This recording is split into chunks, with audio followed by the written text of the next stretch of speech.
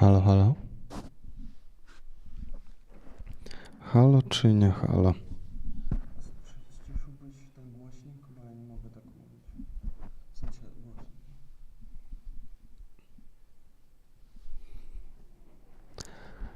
Hello, everyone. Welcome to today's affair.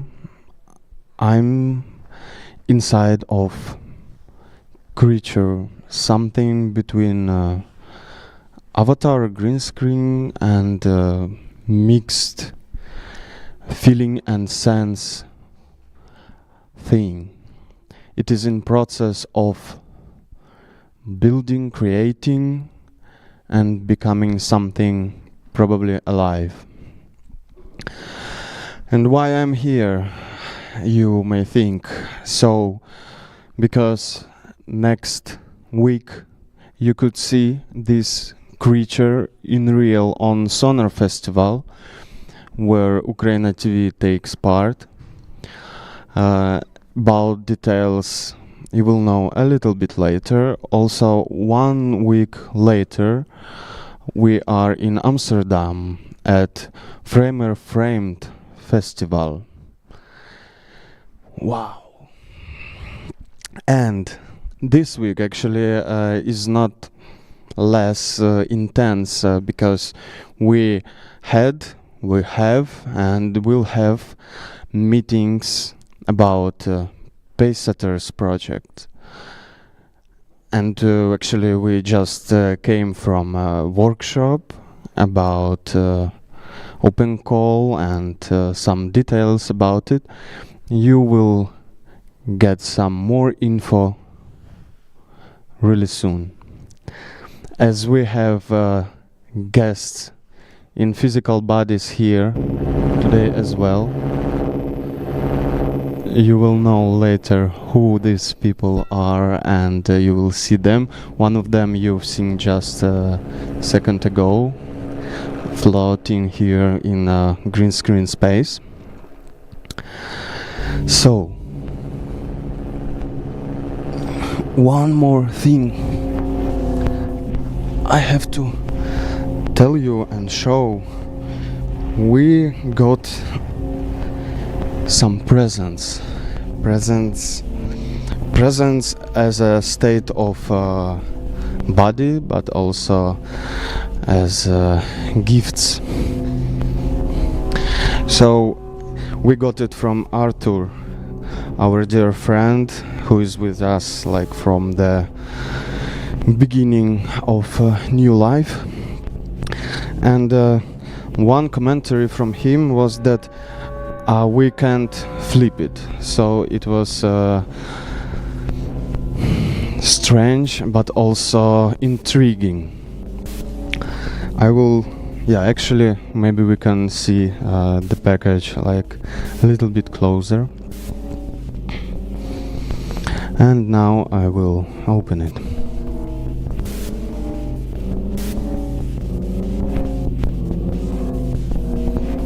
Whoa. Wow. Ух ти. Дякую тобі, друже. It looks really interesting. Kind of interactive box from mountains. It was Arthur and Ola, his partner, went to where they went? To Tibet.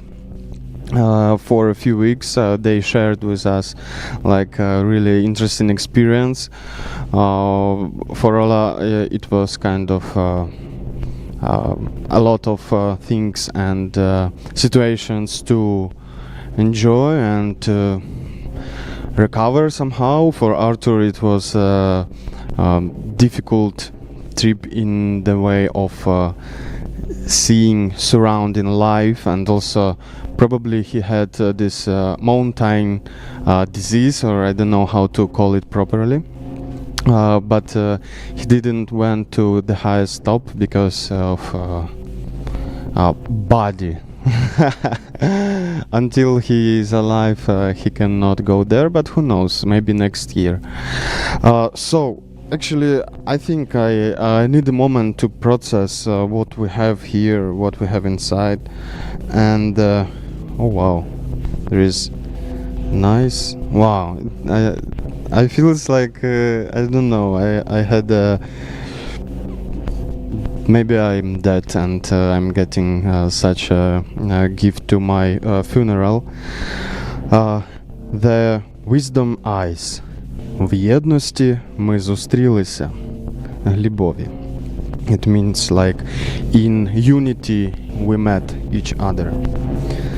And yeah, it's and eyes of course are really watching us. Also some items.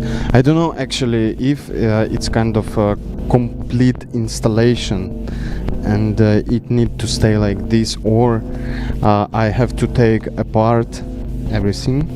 But I think like knowing Arthur, he left me decide what to do with it.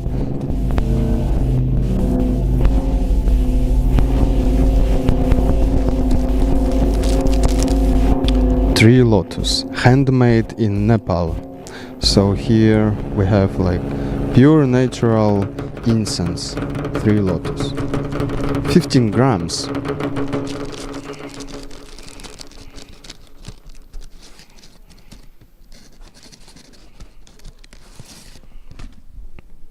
No. I smelled microphone first, but sometimes it happens. So it smells amazing. I can't wait to get it fire. Maybe in 1 minute I will do it.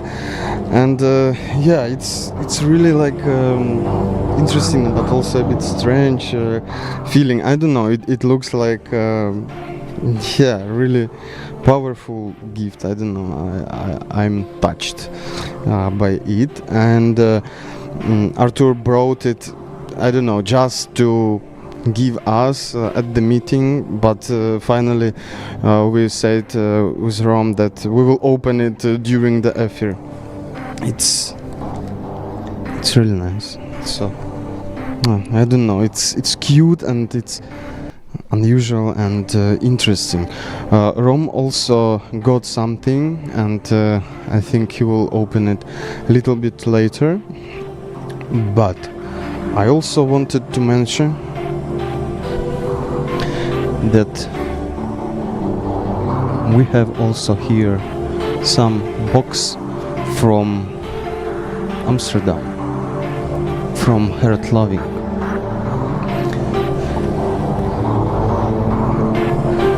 I don't know if you can see it now. So we got some literature, some knowledge in physical state.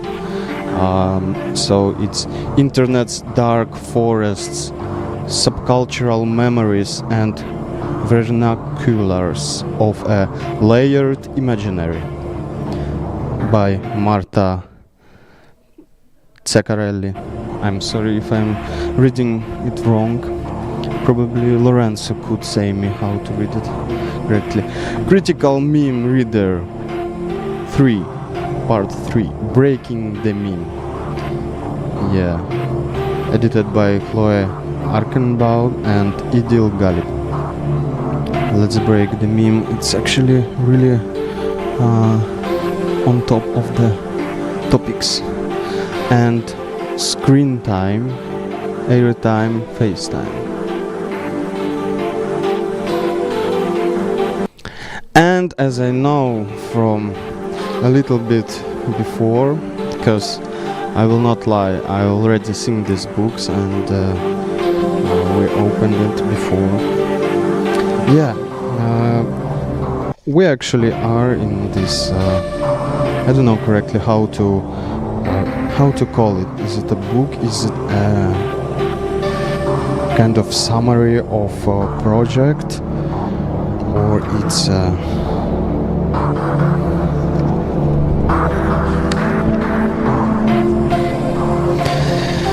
The Institute of Network Culture set up a tactical media room to give space to underrepresented voices, artists, researchers and journalists. And here we are, like in this small box. It's good that they are using green in this book. Oh, where should I move? Yeah, so this is screen from one of our affairs, I guess. And are we in Zoom or in focus? Yeah, so it's UKRAiNATV contributing to in-between media hybrid tactics in the crisis area. It was 9 of March 2023 at the Amsterdam. Yeah, okay, I remember it now. Yeah, I was here, obviously, and there is a room in phone frame. And, yeah, it was nice. It was, I guess, it was our first hybrid event in Amsterdam, as I remember correctly. And yeah, so I think for now that's it. I will go to deep into this box by Arthur. It was really interesting and unexpected present, or I don't know actually how to call it. And now we will go to some ambience from drones for drones.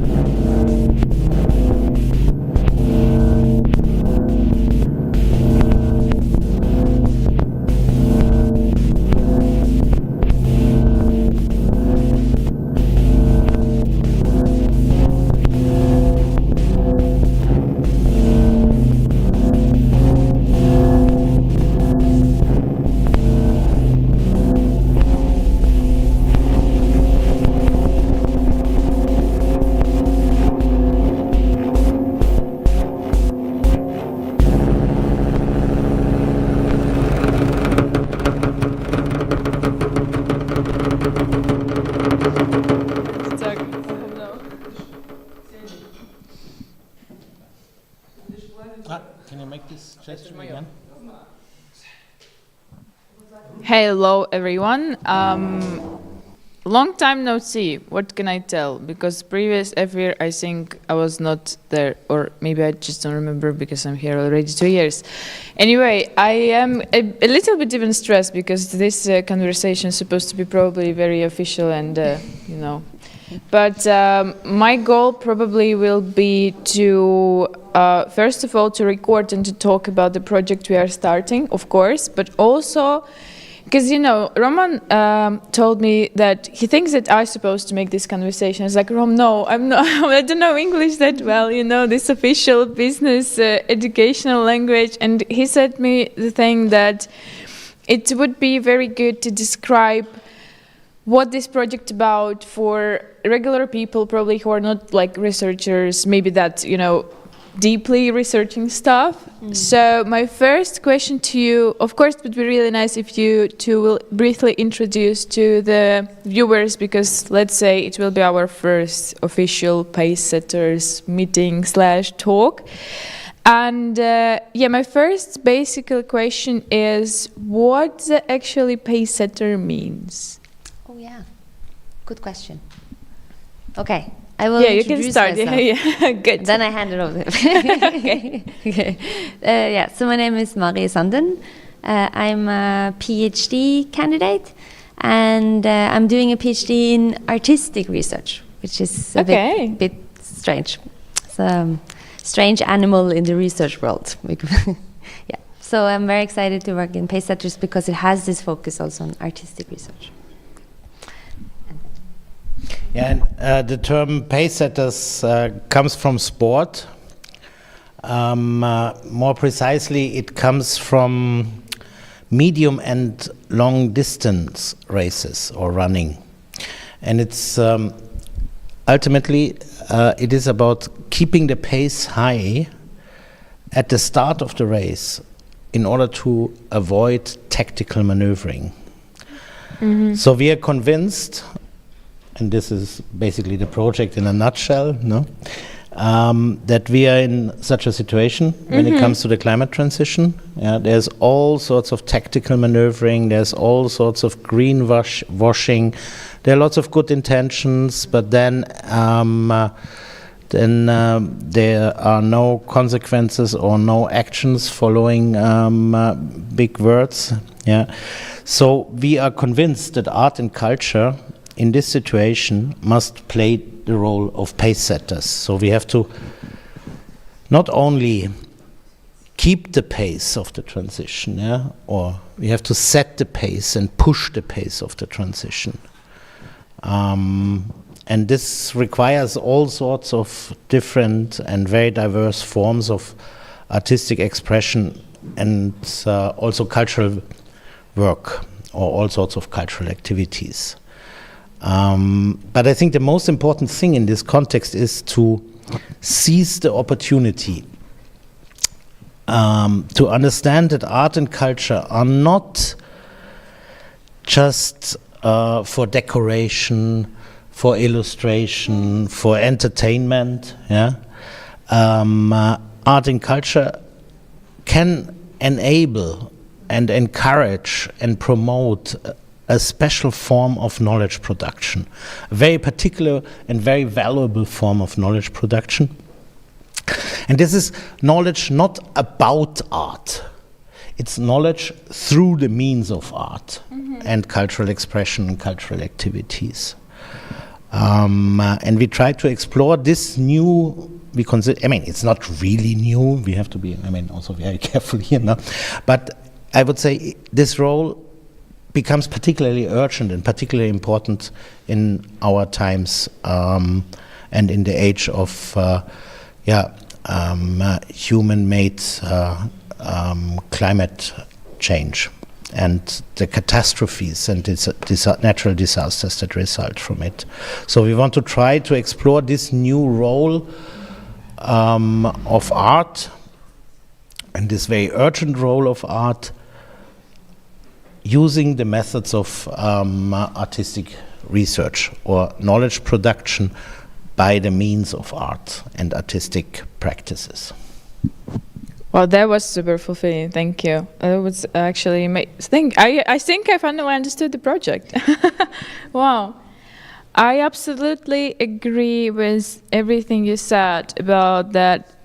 Many big tech companies through the last years never thought, and no one from the people who were like guarding any, maybe even countries, like the big people, never thought that art can be actually kind of a game changer, and art can be a lens for the whole society to be researched and to be pushed in some kind of direction. So I do hope, because if you don't know, but we probably said it many times, in our affairs, UKRAiNATV is a part of PACESETTERS project, and let's talk a little bit of about creative case studies, because we heard that it's going to be an open call, and probably you could officially say something about it a little bit more.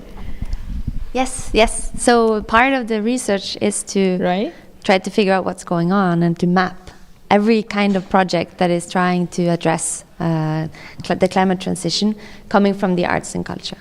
So we want like everyone to join. If you know about a project and you think we should know about that project, we want you to submit and tell us about it.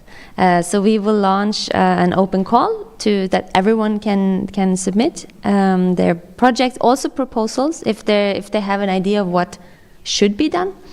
And then we want to collect them and try to get an overview of the entire landscape of what's happening, because at the moment nobody has that type of overview. Yeah, right. So it's really needed, and we risk a little bit that because it's becoming so hot in a way, we risk that someone else is doing it that's not coming from the arts and culture, and then we are being defined by a discipline that might not have that type of insight that we do. So the idea is to kind of be first and to try to really understand where are we at, basically. I think this is a very important aspect of the project that Mari is pointing to, and I think probably we can even say that maybe we are, in that sense, I mean, maybe not really unique, yeah, but at least the first ones who managed to seize funding in the European research program, Horizon Europe. We think that this new role of art needs to drive the climate transition, to push the pace of the transition, needs to be done by artists and creatives themselves. This cannot be it cannot be done by administrations, by policymakers, and by big organizations who tell the artists what to do. Yeah. It needs to be the thing of the artists themselves, no? And I think we really want to, and we know that a hell of things is already happening. Lots of initiatives, but they are small and they are not connected, and there is no, also there can't be a kind of organization or overall network that is connecting them all. So we think that this is a strength and not a weakness. Yeah, the fragmentation of all these and the diversity of all these groups and initiatives that are doing very interesting things needs to be turned from a weakness into a strength. Yeah? And the question is, and we want to research and find out and test, it's a lot of trial and error, what is working, what is not working. And I think that the essential point is really, and here we have a certain, we have a unique opportunity. We also have a certain responsibility here, not to mess up with this,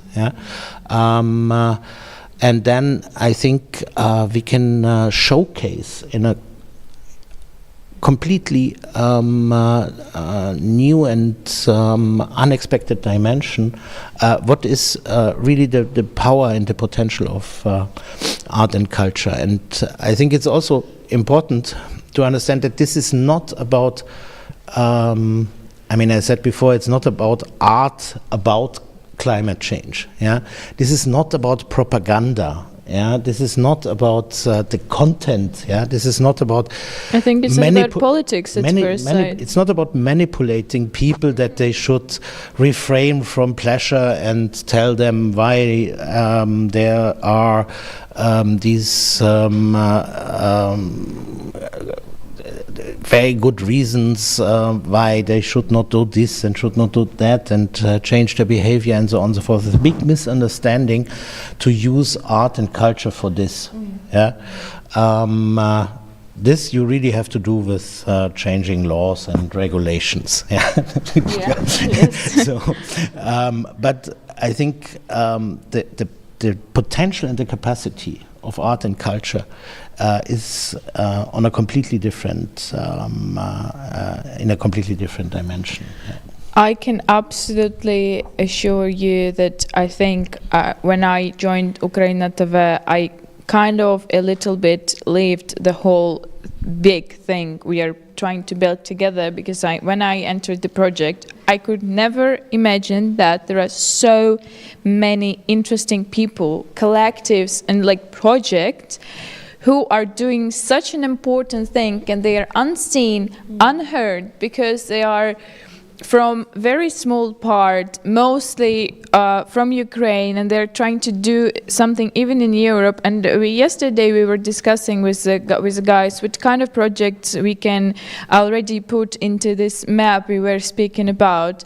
And the one and the very first and the very easiest project, which I reminded myself, there are guys from Ukraine who build it. So I don't know how to call it in English, but it's like the hedgehogs, yeah, they're like metal things to save you from tanks. You could imagine this, like this thing. So there is a collective from Ukraine who rebuilt this on a bicycle stop, so you can like put your bicycle there, and they're building like benches from this stuff. So like they are making this piece of actual sign of war into like urban design. They're like rebuilding it. This is absolutely insane, right? Yeah. And this, what for me is what this project about. Yes. to combine as much as such projects as possible who are actually doing something meaningful for the whole society, to understand what is going on now and to live through what is going now later, and to research it and to put the one very like constructive knowledge about what should we do next. I mean, so it's a fantastic example, and we really need this on our map of projects. We will. Make sure, because I mean, it is a perfect example in a sense, yeah, that this is really not about propaganda or moralizing. Yeah, absolutely. This is about, I mean, what we can do as artists and creatives, and we can do this in very, very different and very impressive ways, is radical repurposing, using things and yes. turning them giving them a different purpose. Yeah, and this is what makes art political, and this is what also makes art fun. Yeah, it's not a contradiction, or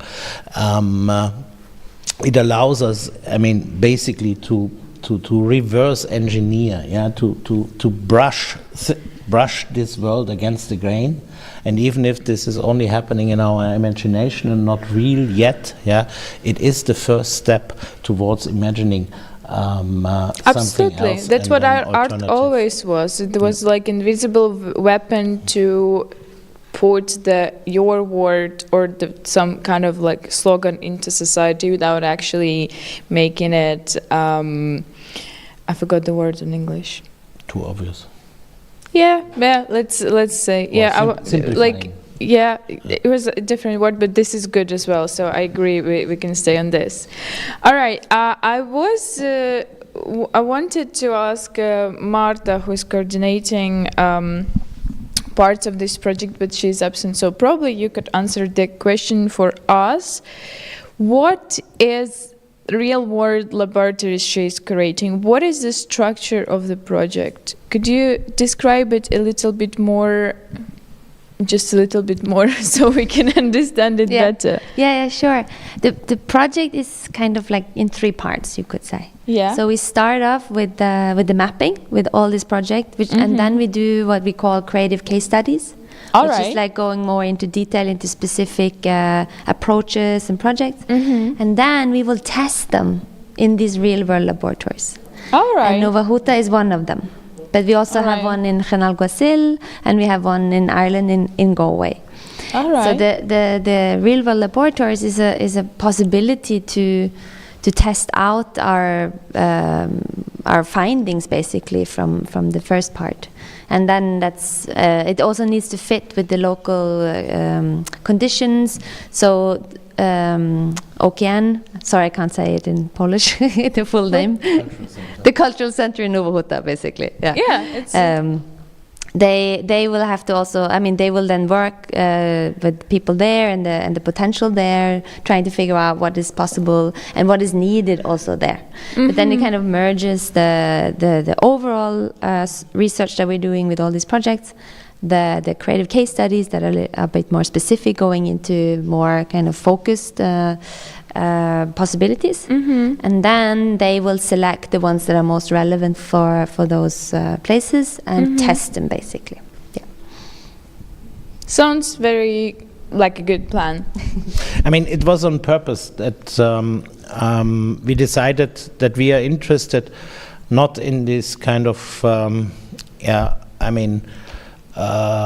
hotspots of culture and creativity, or creative industries like Berlin, Amsterdam, Copenhagen, Barcelona, and so on and so forth, where probably most of the projects in this field are taking place. So we thought we look at we are interested in testing our preliminary hypotheses or the findings of the creative case studies. We want to test them in places that are off the beaten track, and this is because we think that, I mean, the really innovative and the really interesting experiments are taking place where it's least expected. Yeah, this is where innovation happens. Yeah, also I think that in very mainstream places as like Barcelona or London, Amsterdam, it's all about, probably it's gonna offend someone, but I truly do, and I witnessed this, that the less money and hype and like popularity people have, the most interesting and valuable things they do, because they do it with a passion, because they really want to change something, but not to make, I don't know, a very successful project, or like to earn a lot of money, or to put your big name on like a big creating exhibition, whatever. So I totally understand what you thought when you chose the places as Nova Huta, because as this like cultural center, because when we went there and when we actually saw the full exhibition they have about Nova Huta, because I'm not even from Poland and obviously not from Krakow, and even if I live here many years already and I kind of know a little bit of the history, I was absolutely thrilled and shocked to see how many intensive things were going there with the time, and how actually this is a true local hotspot, like a mine where the deeper you dig, the more actual things you can find. So just that's really cool. What about the slogan this project have, the welcome culture slogan? How do you understand this slogan? What is it? The welcome culture. The welcome culture slogan. How do you understand this slogan? I thought this was from the other project. But it's okay. I mentioned it today. Yes. Yeah. You mentioned it today, and I was not there, so I want to ask about this. Just try, because I noted this like today during the kind of the brainstorming, some answer of this, and I found it like a very useful, this welcome culture. No, actually, we have to be honest. We have borrowed this from another proposal where we basically I get literally scared now. developed this with together with a very interesting initiative from Berlin, who is doing work in small towns and villages across East Europe. East Germany. Sorry. So far it's East Germany, but it should become East Europe. Yeah. Okay.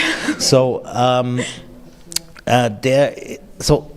their analysis is that a lot of young creatives can't afford anymore living in the center of Berlin or in Amsterdam or in Copenhagen. Yeah, if you don't have a really high-paid job, you basically can't survive there. So what was very attractive at a certain moment, because it was cheap to live there. Yeah, now, and this is also due to the hype of the creative industries, has become gentrified in a sense that it is extremely expensive to live there. So people literally just go to the countryside, because this is where they can still survive. Yeah, and there are lots of small towns. So, I mean, this is 1 hour, 2 hours to Berlin. Yeah, you're still in the neighborhood. If you want to go to the cinema, or to the opera, or a concert in the evening, it's always possible. Yeah, but of course you have there a totally different environment, and these are the environments in which you can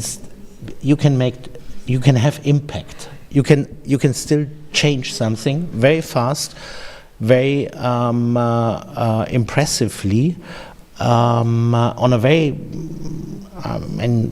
very significant scale, because it's overseeable units. No, but this is not happening automatically. If this is a kind of uncontrolled, facilitated process, it turns into the opposite in most cases. Because then there is resentment from the people from the city against these people on the countryside, that they're stupid, they're morons, they don't know. Then the other way, resentment against all these hipsters from the city.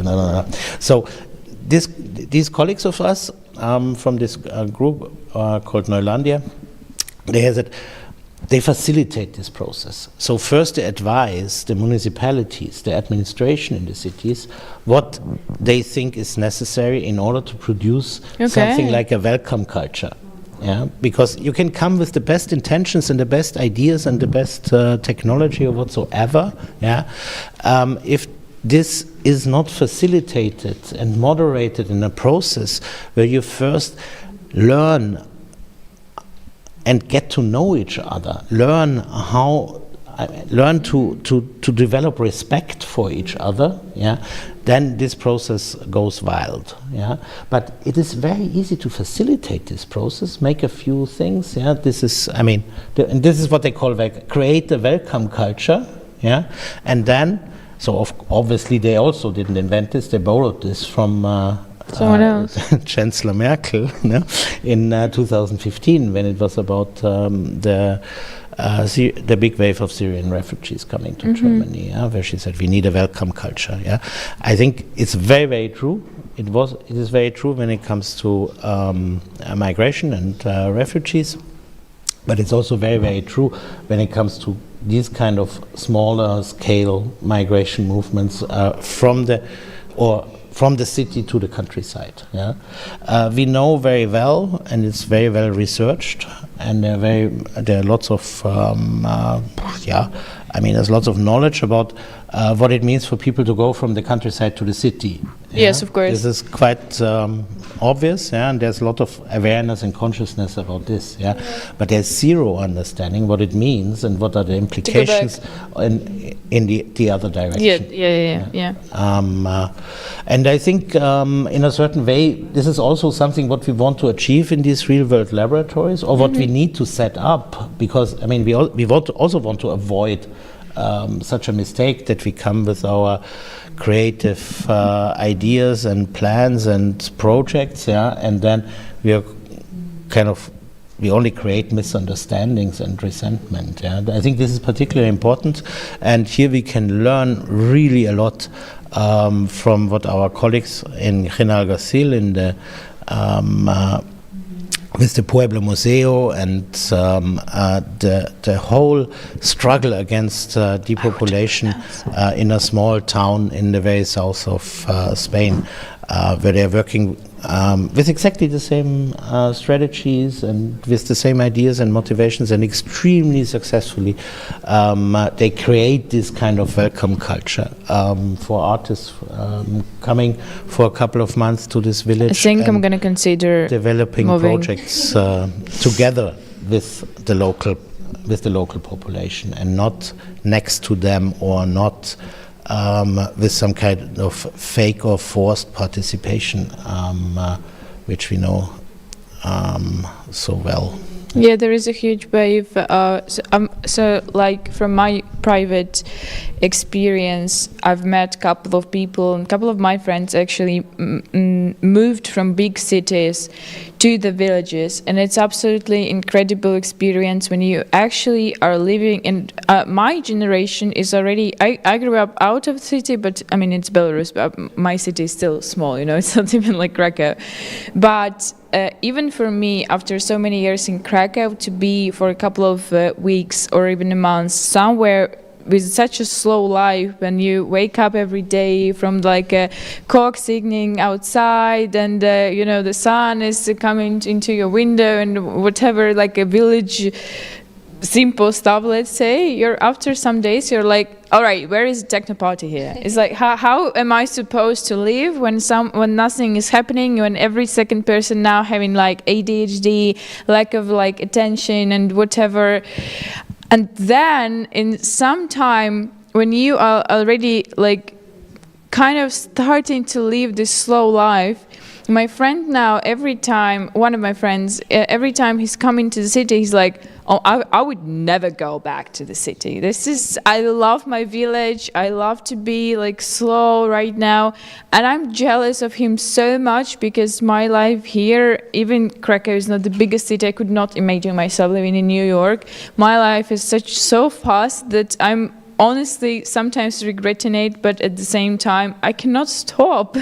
And this is like a curse all the people have, and mostly which people do not understand. So this is absolutely amazing. I'm really interested. I want to know the name of this project in Germany later. We should definitely Neulandia it's called. Neulandia. How can I Like Neulandia. Can you please write it down? Yes, I for can. me? Thank you. Okay. Do you have any questions?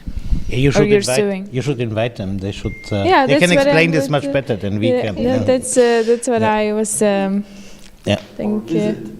Yeah, visit them. All right. Jobs. Okay, I'm quitting UKRAiNATV. I'm joking, but maybe another job for me.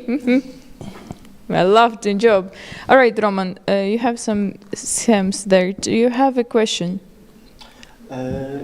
Not really, but I hope you have one more, because there was a last part of the workshop meeting today, and then we disappear to prepare ourselves for the affair, and then there was like a big chapter related to some discussion from yesterday about communication, about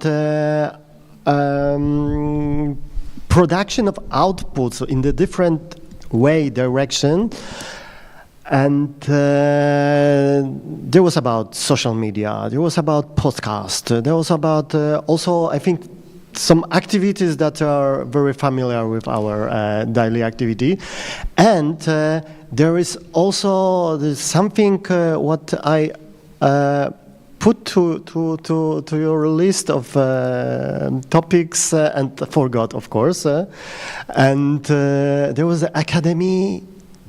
Yeah. Local Impact Academy. What is this? Our question, what's that, and how to join it? I also have one Host more it. question. You can have one. Or maybe we are.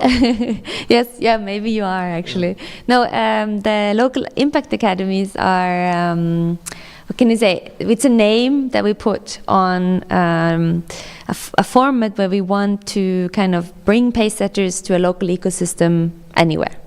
So we would basically go there, we would invite everyone who wants to come with arts and culture, and then we discuss what have we learned from PACESETTERS, what could they do if they want to set up something, how can we help them. So it's a way to kind of bring the project out, and also so other people can benefit from it, basically. We call that Local Impact Academy. But also to learn.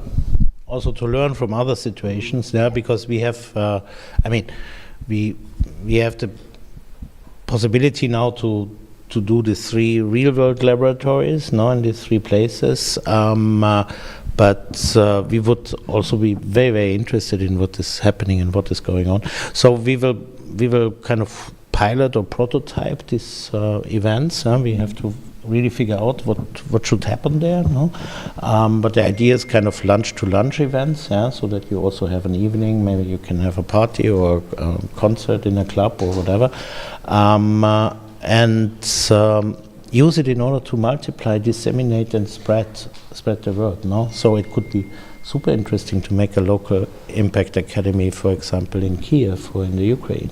Absolutely. This would be, I think, the ideal. Would not be probably so practical at the moment to make a real-world laboratory there, because this would probably be very difficult. But such a smaller, kind of more flexible format, this, I think, it would be totally perfect. I think Kiev itself is a perfect city to make the most researchers there, because I visited Kiev for the first time ever in this September, and I was truly, honestly, absolutely shocked of how many people are actually doing stuff there. I met even artists who as we were discussing about these villages, I met the one of very popular Ukrainian artist and his wife. She's digital artist. They actually moved out from Kiev, and they are doing in the village. They are doing some like creative stuff. That this is absolutely, this is what we're talking about. Like the way it is. I just wish us good luck. I honestly hope that it's going to be so interesting. I do have one last question from me. Maybe you'll have a bit more later, but how can you imagine, how can I ask this question, what kind of archive, how this archive will look, how the outcome of the result will look? Will it be, I don't know, a book, a site, or archive on social media? Will the project have social media? How did that aspect look? Yeah, that's a good question. I think it will be lots of stuff, because we have so different target audiences. So we have like policymakers, we have artists, we have creatives, we have municipalities. Like it could be relevant for so many people. So I think all of them would need something they know a little bit. So a book goes to the scientists. Archives, online. I mean, we can tailor it according to what people, how they want to get things from us in a way. So we will have like white paper for policymakers, but we will also do a documentary film. I was thinking about that. Oh my God, because this might be absolutely legendary, game-changing project. So there must be a documentary about that, how it was actually created, how people how us, we are such an experimental project, and we are actually experimenting with everything, and within this experiment, something quality could be born and will be born. I'm pretty sure about that. And like, oh my God, this is, well, I'm glad I'm actually starting to understand this better. I was honestly scared to make this conversation, but I'm glad I did. Wow. All right. No, I think it's one of the, I mean, one aspect is also, I mean, one potential or possible outcome is also a playbook. But the documentary at the moment, I mean, we think it's really necessary and it's important. Absolutely. And we will start in September. I mean, this fall we will start with, I mean, really systematically documenting the entire process. Nice. So we want to make, but we want to make a really challenging and entertaining and interesting and also critical film. No? It should not be promotion material. No? Yeah. I mean, or it shouldn't be just an just a clip that announces how great we are. So we want a kind of, I mean, sure. it's a unique opportunity to document the progress in these 3 totally crazy different places, no? I mean, with all the differences and so on and so forth, yeah? I mean, and then to, I mean, allow people who are interested in this, yeah, to follow the development and the progress of this process. On one hand, in real time, no, but and then on the other hand, also in a kind of edited form, so that you can see this in a feature-length documentary. And yeah, if it works out. Fingers crossed, I hope so. We also want that this is shown at documentary festivals. Right, film but festivals and even so on and so I am forth. as a part of the project, you know, I'm thinking that we are doing stuff every day here. We're doing stuff every week. We're very busy. We have a lot of our projects except apart from this project. And I'm just sitting here and we're discussing all of that. And I'm thinking that I've heard a lot about Galway, about the sorry. Why? I have Russian accent. How can I wait? It's actually very helpful. Really? Yeah. Okay. Can you please tell me once again? Hanal Kozil. Hanal. It means the garden of the vizier. This is helpful, but it's Arabic, yeah. All right. But pronounced in a Spanish fashion, yeah. So all right, Juana Kozil. Yeah. So what I meant. It's another word for paradise. Oh. Wow, really? That's all right. Let's change the deal. I want to. Okay, I'm tattooing this word now. Garden Eden. Yeah. Wow, I really like gardens, though. I'm sad I cannot pronounce this word. Anyway, I meant that I was telling that as we are very busy, right, with the things we do, such documentary film afterwards for us will be very even helpful and very cool to see how other projects, how people in this project but from other countries, what they did on everyday basis and how actually their research and their process went for them. And it's very interesting because I can imagine, and I probably know, I'm pretty sure that everyone who is doing this is not the same. There is not the same, anywhere is not the same where what is going on in our studio, right? So this is very interesting, and I'm pretty sure that it will be very interesting for people to research this documentary after, because when you see the result, right, it's of course very important, but to see as well the process and how this result during this 3 years, it's a very, I mean, it's a long time for a project. This is very important to see as well. Wow, this is nice. Yeah, I have few simple questions about like a next chapters, next steps. I know about Amsterdam, as I remember, and also Galway.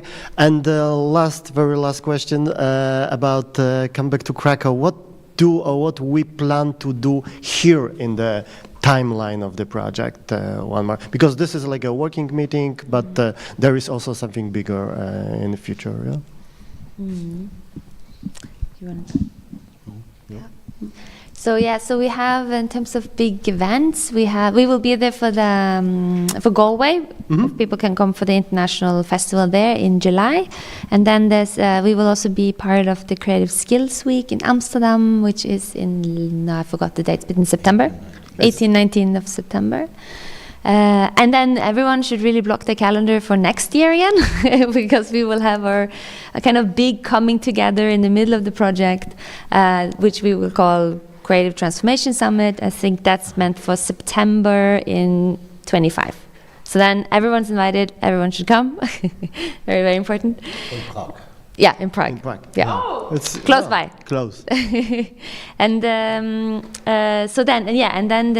what's happening here in Krakow, in terms of events, there will be the opening of the lab. Kind of, I think that's in October. Supposed to be like September, October. Mm-hmm. And then there will be this process of like kind of bringing people in, onboarding people around the community, people in Krakow, to figure out like what are the needs of the real world laboratory, what will they do, who wants to join. And then there will be a kind of, at some point, a selection of 4 or 5 projects that they want to test. And they will invite people into kind of workshops, educational program, in a format that we call like a pre-accelerator, which is borrowed from the business school lingo. But we have to we have to change it and adapt it so it makes sense for us. It makes sense for arts and culture, basically. So it brings us back to the original idea of the pace setter. This is basically premature acceleration. Yeah. So we will. A little bit of the outcome also is to change the formats of who decides what is innovation and not. And of course, these kind of things, incubator, accelerator, are shaping what is possible and not possible. So we need to change them in order to make it possible then for arts and culture to kind of come in with what we actually can contribute. Like a documentary can capture that, a journal article maybe not so much. So we need to change the formats that fits us. That's the point. So the pre-accelerator is another change of a format. So, and yeah, they will then test or help projects to grow in the real world laboratory, and then we will work with this become a little technical, but in work package 3 we have like different frameworks, what we call this evaluation and support frameworks, because we need to change them as well. so Okay. everything is changing. Yeah, basically. Yeah. Thank you. I don't know. It's not our fault, no. So I mean, this is also maybe for the end. No, I mean this is basically what I mean. We have to realize and we have to understand and fully accept, that the climate change and the climate crisis and the disruptions will totally change everything. This is what Naomi Klein wrote 10 years ago. This changes everything, and 10 years later we are still not at the point that we have that we would have understood what this means, not only in terms of abstract political discussions, but for our everyday lives and our everyday practices as artists. So we will go through a tremendous period of radical transformation where we have very little control of what is happening, and we have to figure out where is our collective agency. To at least prevent the worst from happening, or to mitigate the consequences, and so on and so forth. And I mean, I'm carefully optimistic because I think this is where artists and creators usually are very good at. Not in developing big manifestos and grand visions of how to save the world and make it better and so on. This is too late. I agree. We need now very, very practical knowledge about how to survive to consequences. How to survive, how to save our assets. This is what is at stake, and this is very similar probably to the situation that you experience in Ukraine. It's very similar to the situation in the Middle East. And it is, and this is a very interesting point. Sorry for interrupting. That what came to my mind is that for me personally, the full-scale war in Ukraine was absolutely shock, right? Like, my life completely changed. I was speaking about it a lot, and many people, for us all who are not in Ukraine particularly, this was like, oh my God, wow, right? Like, boom. But when I started to talk with people in Ukraine, it seems like most of them, they knew. They were ready. They were mentally getting ready that something like this will happen. So they were like preparing themselves to deal with the consequences. So for them, I was like, that they were telling me, and I was at the party, and like a huge techno rave in Kiev. It was amazing, but at the same time, I was like, listening to this like, doo, doo, doo, and I was like, right, what is it? What theoretically, if the bomb will come?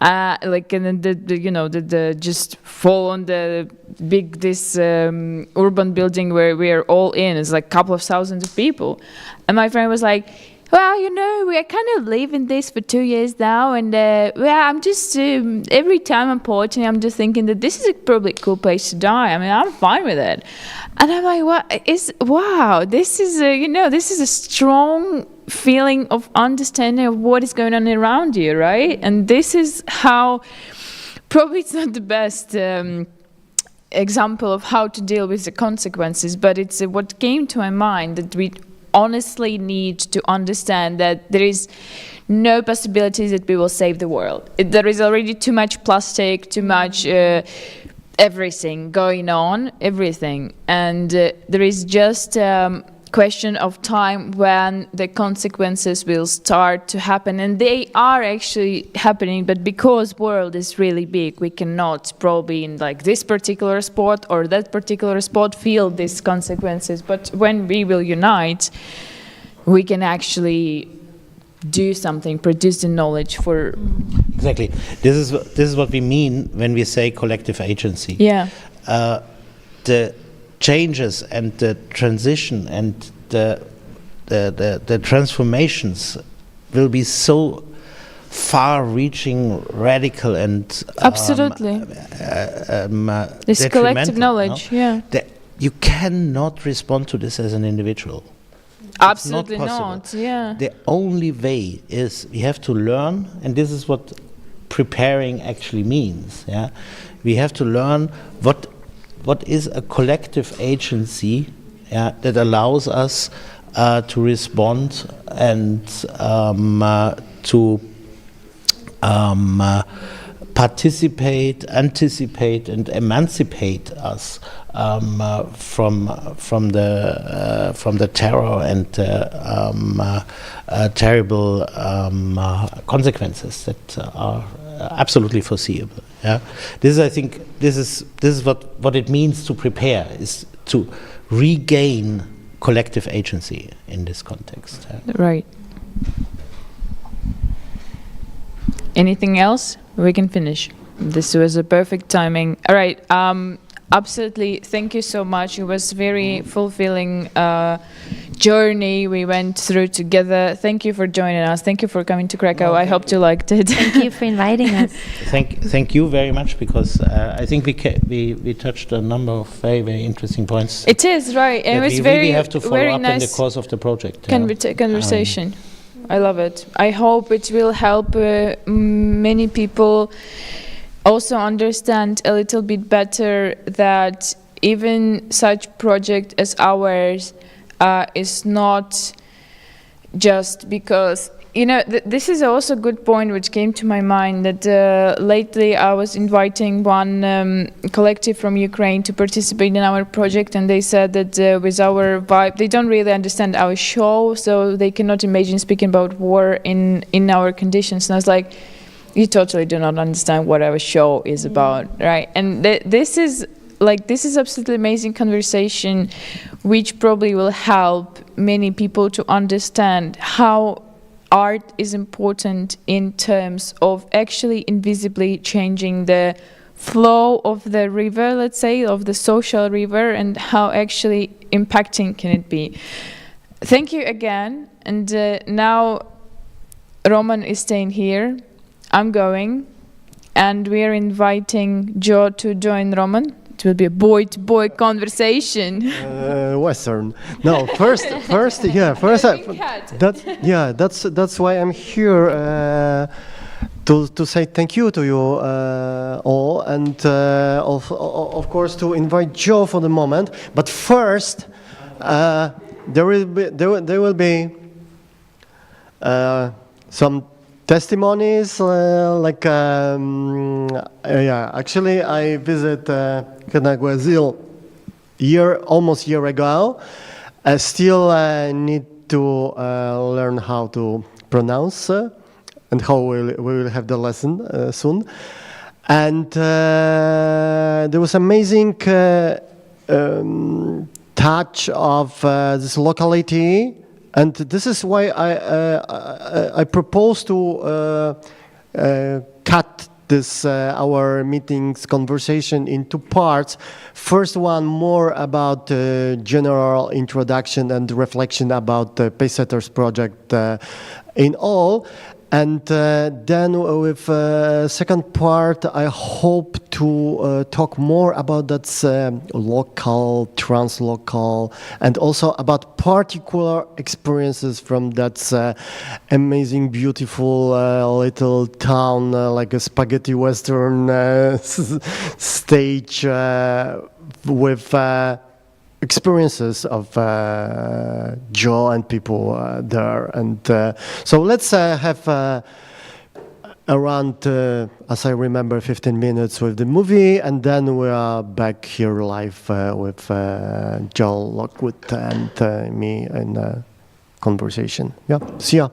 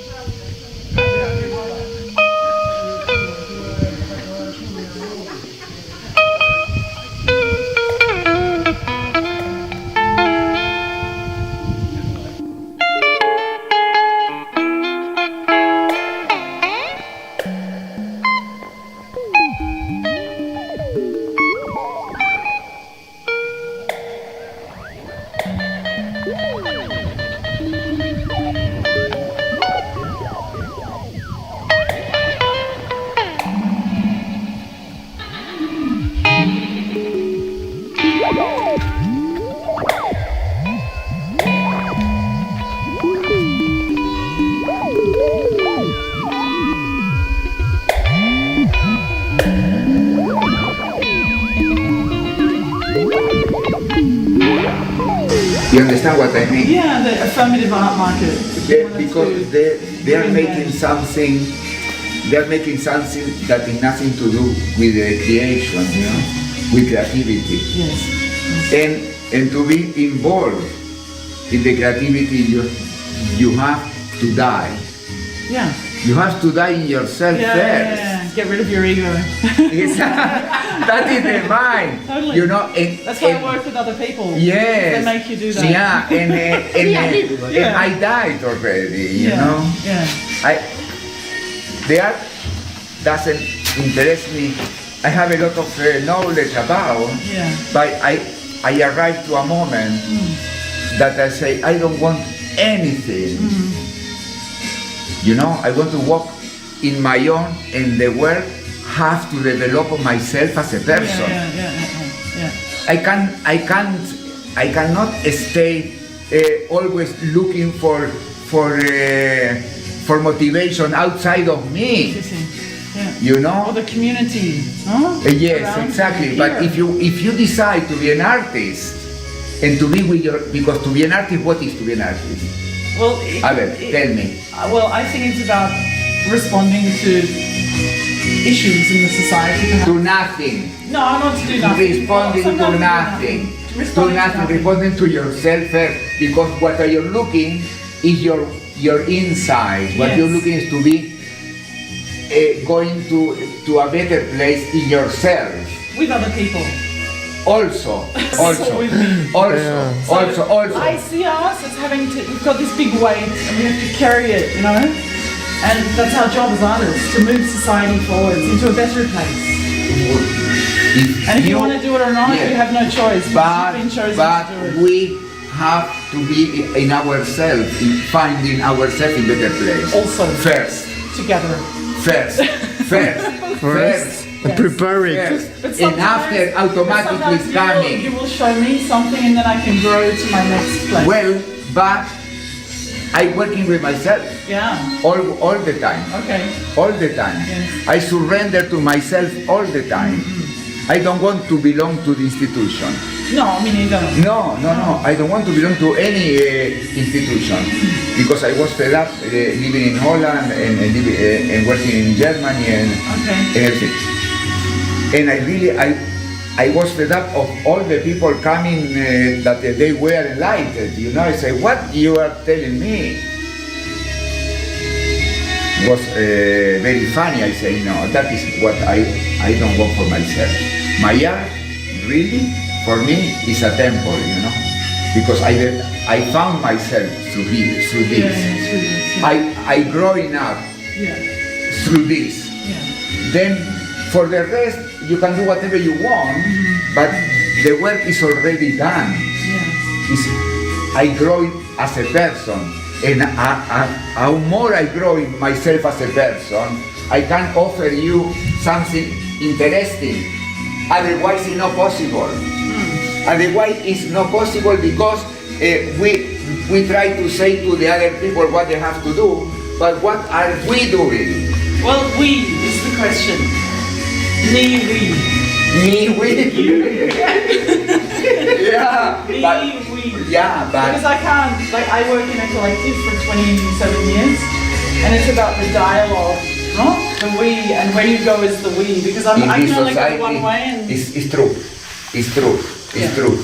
But this kind of society, what we are living, are very desperately looking for individualism. oh yeah, I know. They are desperately looking for individualism, and that's why we cannot be together. They manage that we are totally independent, And separate. totally separate, Lonely. Ah. Lonely. lonely, Yeah. very lonely. Yeah. But then I say, okay, I will be very lonely. I will be totally in myself, and I don't need anything. You understand? Yeah. I only need to paint, only that. I need to paint. And that I'm growing and confronting with myself. And then in that, I can offer you A connection. a connection Yes, the connection. with the emptiness, you know? Yeah. Because there we are one. I honor the space inside of you. I honor the space inside of you, where all the universe exists. Yes. I honor the space inside of you, the peace, love, light, and tenderness. I love you, that peace inside of you, because when you are there and I'm there, we are one. Yeah, then we're together, then we're the we. There. You understand? Yeah. And that is what I understand of life. Yeah. That is the way I understand life. How do you, can I ask it, how do you share this? How do you share this with, are you? I'm sharing with you. No, I know, but I mean like, you know, this, I mean, yeah. Which one? This one. I tell you this. Yeah, this was what you just did. I tell you, this is the last, it's not finished, but listen, I was 6 days in the hospital because the sodium was very low. And then they have to investigate why the sodium was very low. Sodium, like yodo. Yeah. Sodium, yeah. And you know that I will tell you now about this picture. The doctor came to me, I was in the room, in the hospital, and he said, can be nothing and can be a cancer. I said, Carlos, you are already in the shit. I said, let's see. And then I start thinking, because those 6 days, I was walking between the window and the door of the room. I was all the time walking like this, thinking. I say, Carlos, are you ready to leave this planet? I say, yes. Really? You said yes? Yes. I say yes. Okay. Why? Because I did all what I have to do, what I want to do. you know. And Saturday, I was frightened. I must tell you, because I was confronting death. I was confronting death, and that is what we have to do. Yeah. But maybe it's a bit early. No. No, but my sister's in the same position. Right now. But confronting death makes your life grateful. Yes, grateful. Because we are running Yeah, from we're there. running. We are all the time running from there, you know. Yeah. And then I say, come, may I see you? Yeah, I say, you are there. Facing. Saying, you are there. Yeah. Okay, but still wait a little bit. Yeah, I understand. Yeah. You see? Yeah, I do. Yeah. And then Saturday I was painting the picture. Saturday I was painting the picture and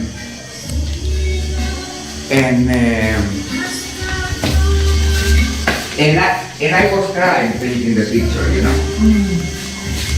I was crying painting the picture because it was really when I was painting him, the doctor, no, okay, is the messenger. Yes. Yeah, you can see it. My gosh. Yeah. We Is the were telling messenger. you. Is the Yeah. messenger. But I was facing death. And then and the picture is called Checkmate. Checkmate to the Queen. Checkmate. Checkmate to the Queen. Yeah. Because I say this to the death, you know? I say Facing. And facing. Facing death. Facing. Yeah. Yeah. You know, I Yeah. was facing death and I say, checkmate to the Queen. You understand? Yeah. And that is what helped me life Yeah. and painting. Yeah. After we can talk, after we can do whatever we want, after we can go make exhibition, making whatever you want. But first is our own process that we create ourselves as a very strong person from inside. Yeah. And then all and only being you and me inside them, we are together. Yeah. Or making something. Or making something or nothing. And I'm sort of intrigued with these sort of materials. But Yeah. could you tell me? Yes, I find in those pieces of fabric and I make it with You're sewing it, so you're with the using sewing your own machine. canvas? Yeah, those ones are all pieces. Yeah, really nice. Yeah, and all pieces and also those And ones. you use the sun as well? They, Do you use the heat of the sun here to inform your work? You know, like, are you painting outside or how? no. I always this and Yeah. this and Yeah. because in your wonderful studio. yes, and I'm already I already strong.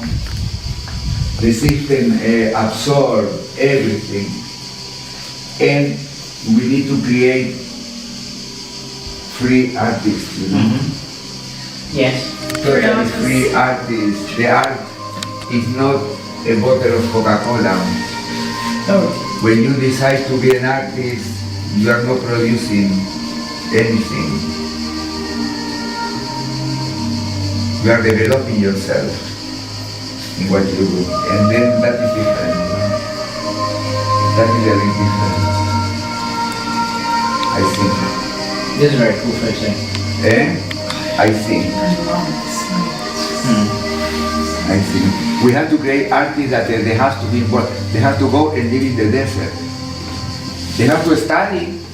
I said to the artists that came here, they go, well, did you study? Have you learned everything? Okay. Now put everything under your arm and go to the desert. Yeah. And be alone with yourself. Yeah, exactly. And start being the artist. The artist of creation. Whatever you do, doesn't matter, painting of whatever you do. But we have to do it. We have to make another kind of people. Another kind of people. Another kind of people. Yeah. the system is not bad, but the system is create a lot of loneliness, you know, because the people are trying to find outside themselves, always looking for a stimulus outside themselves, all looking for distraction in everything. But instead of looking for relationships, so it's not just the relationship you have with yourself. Yeah, exactly. Because you can be in a relation with somebody else Without when you are not demanding anything from the other person. You are only giving. Yes, you have to give. Only, but giving is coming from the heart, from your heart. But to start giving is to fill in all your emotional holes and be complete and in silence, and then you offer whatever you want. But it's the only way. But that is my purpose. You understand? I do. I didn't arrive. No, but maybe you never arrive. Maybe, but I think that is the way. That's why I got totally independent of that, you know? It's really beautiful. So, question. Would you like to do a collaboration?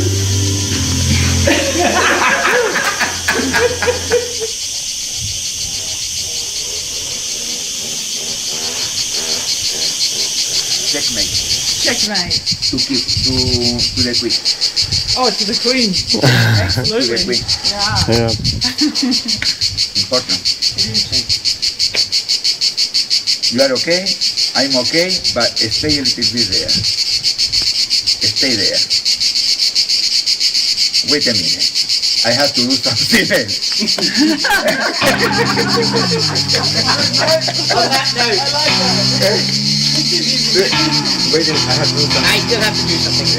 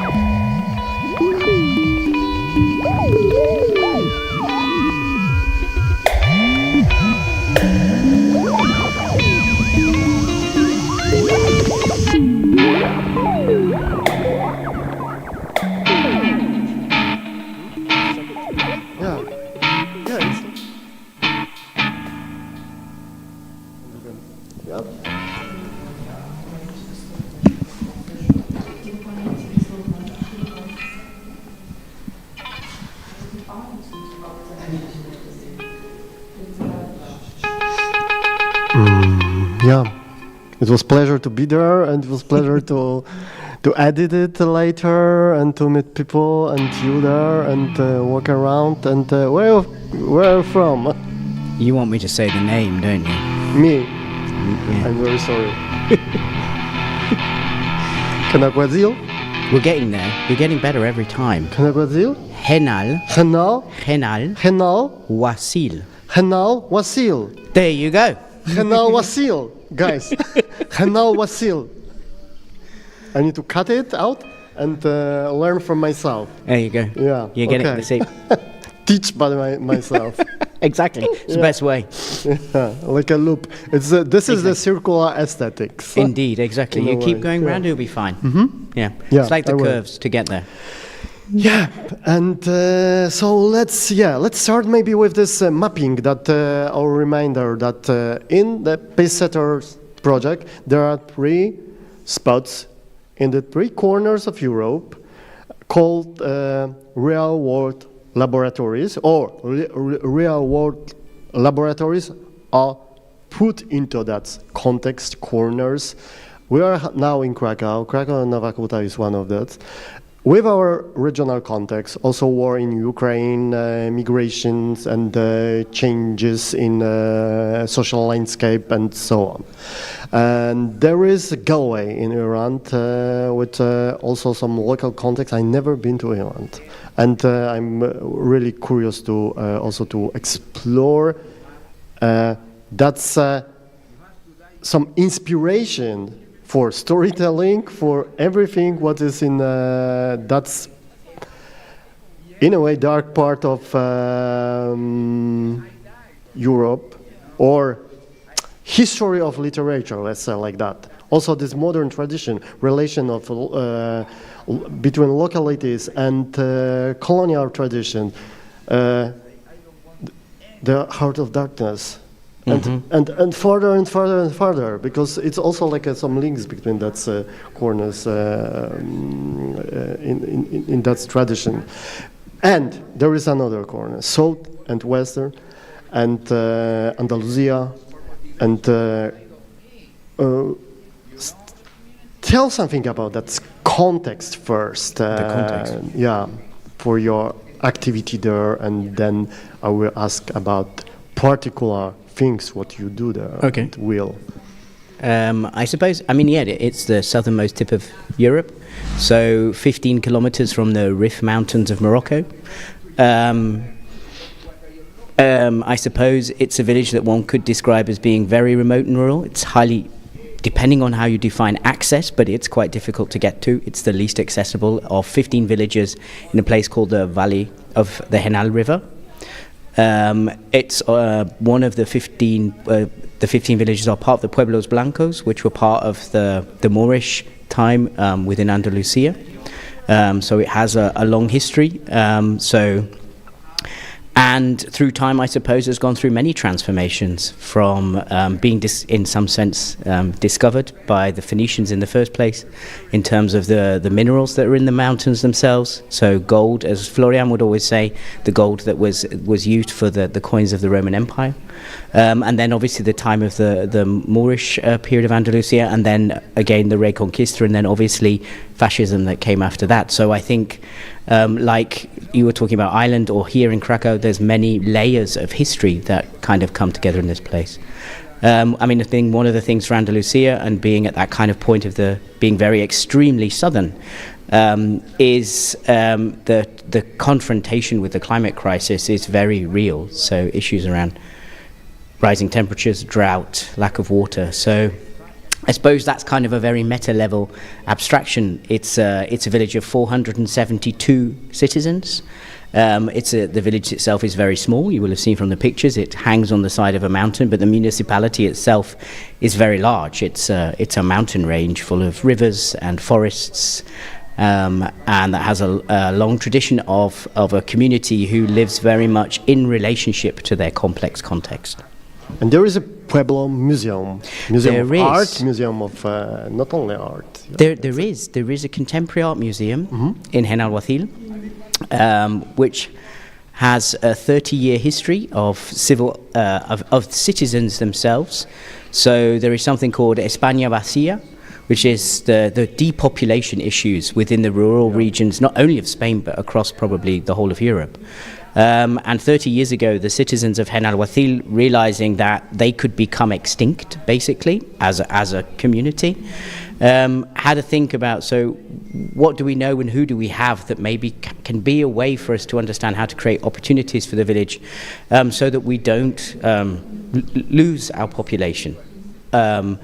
So they had some artists, they had some artisans, so they started creating a summer festival around art, and making, in the first instance, I would say more kind of artisan-based, but making collective, co-produced art pieces that could generate opportunities in terms of the skills and resources of the area, but also to kind of raise attention to what was happening in rural Spain in terms of this huge issue with depopulation.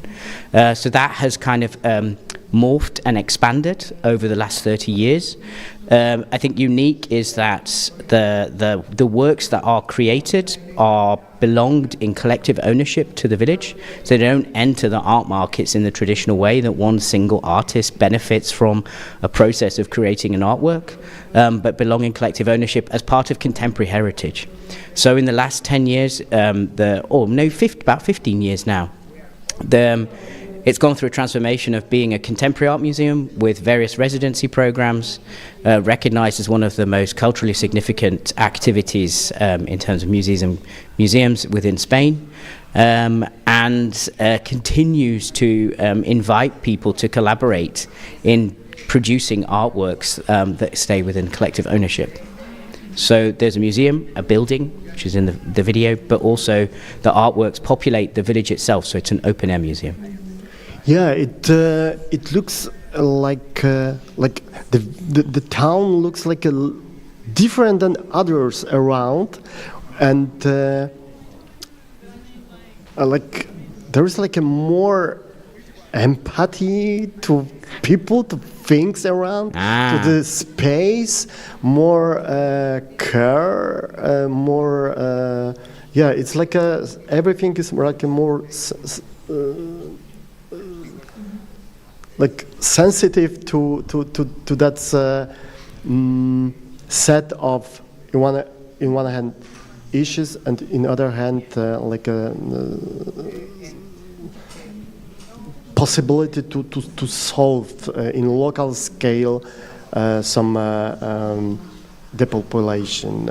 This also kind of exploitation that I saw around in a way. Yeah. And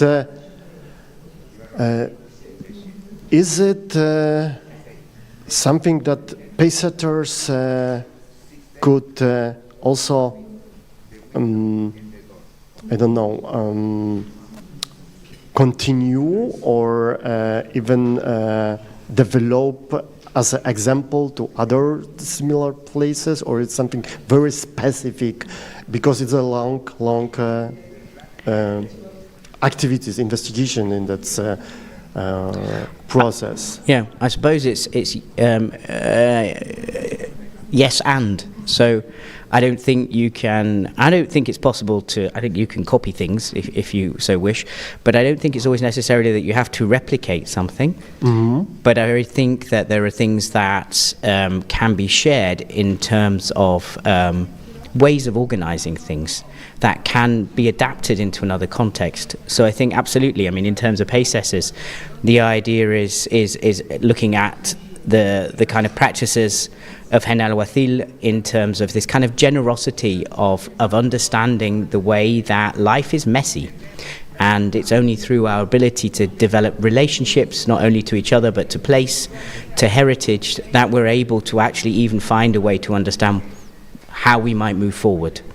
So I think that's something that, you know, and in the spirit of Hen al-Wathil would be something to share, so that if it can, you know, help other places, other people understand how they might want to move forward, not necessarily to make a replica, that would be a bit strange, because things generate in their own context, but to understand how there may be ways of taking care of things that help you also deal with issues like transition, transformation, climate crisis, you know, all the kind of polycrisis situation that we find ourselves in.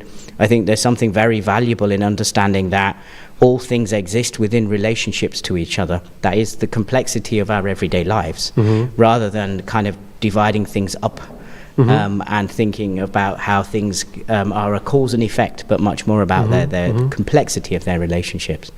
And I think that's something certainly for me, and you guys are also in one of the real world laboratories, is one of the kind of qualities to try and understand in terms of what are the conditions that could be in place to help people transition into a different way of having to organize things. But what do you do in like a real life way? Like I know that you do gazpacho sometimes, and also maybe you did TV like similar to our experimental thing.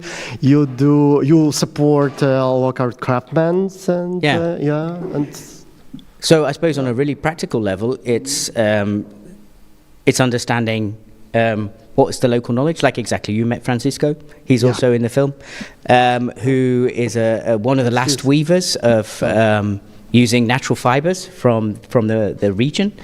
And it's understanding how that knowledge doesn't get lost. So his ability to understand how to use natural products and then how to generate three-dimensional structures out of them, this is quite handy knowledge in terms of, thinking about renewable materials. So what does it mean to work with renewable materials?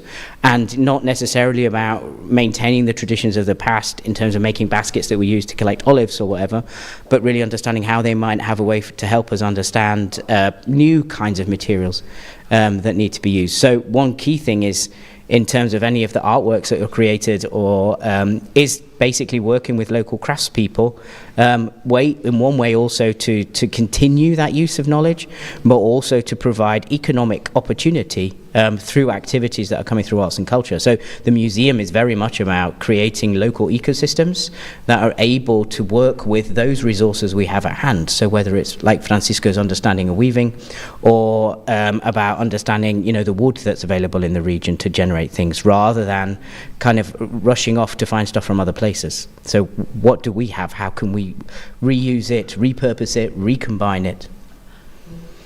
And gazpacho? And gazpacho. So very important thing, I think, in life is food, obviously. Yeah. So you approve? I think so too. Food's very important. Yeah, I mean, really, it's the most important institution of the day, lunch and dinner. And yes, so exactly. So one of the things is like understanding how gazpacho is made, for example. These are recipes that are passed down through time, usually through women. There is a local knowledge in there in terms of a situated practice. So, where the tomatoes come from, how they're cooked, how they're chopped.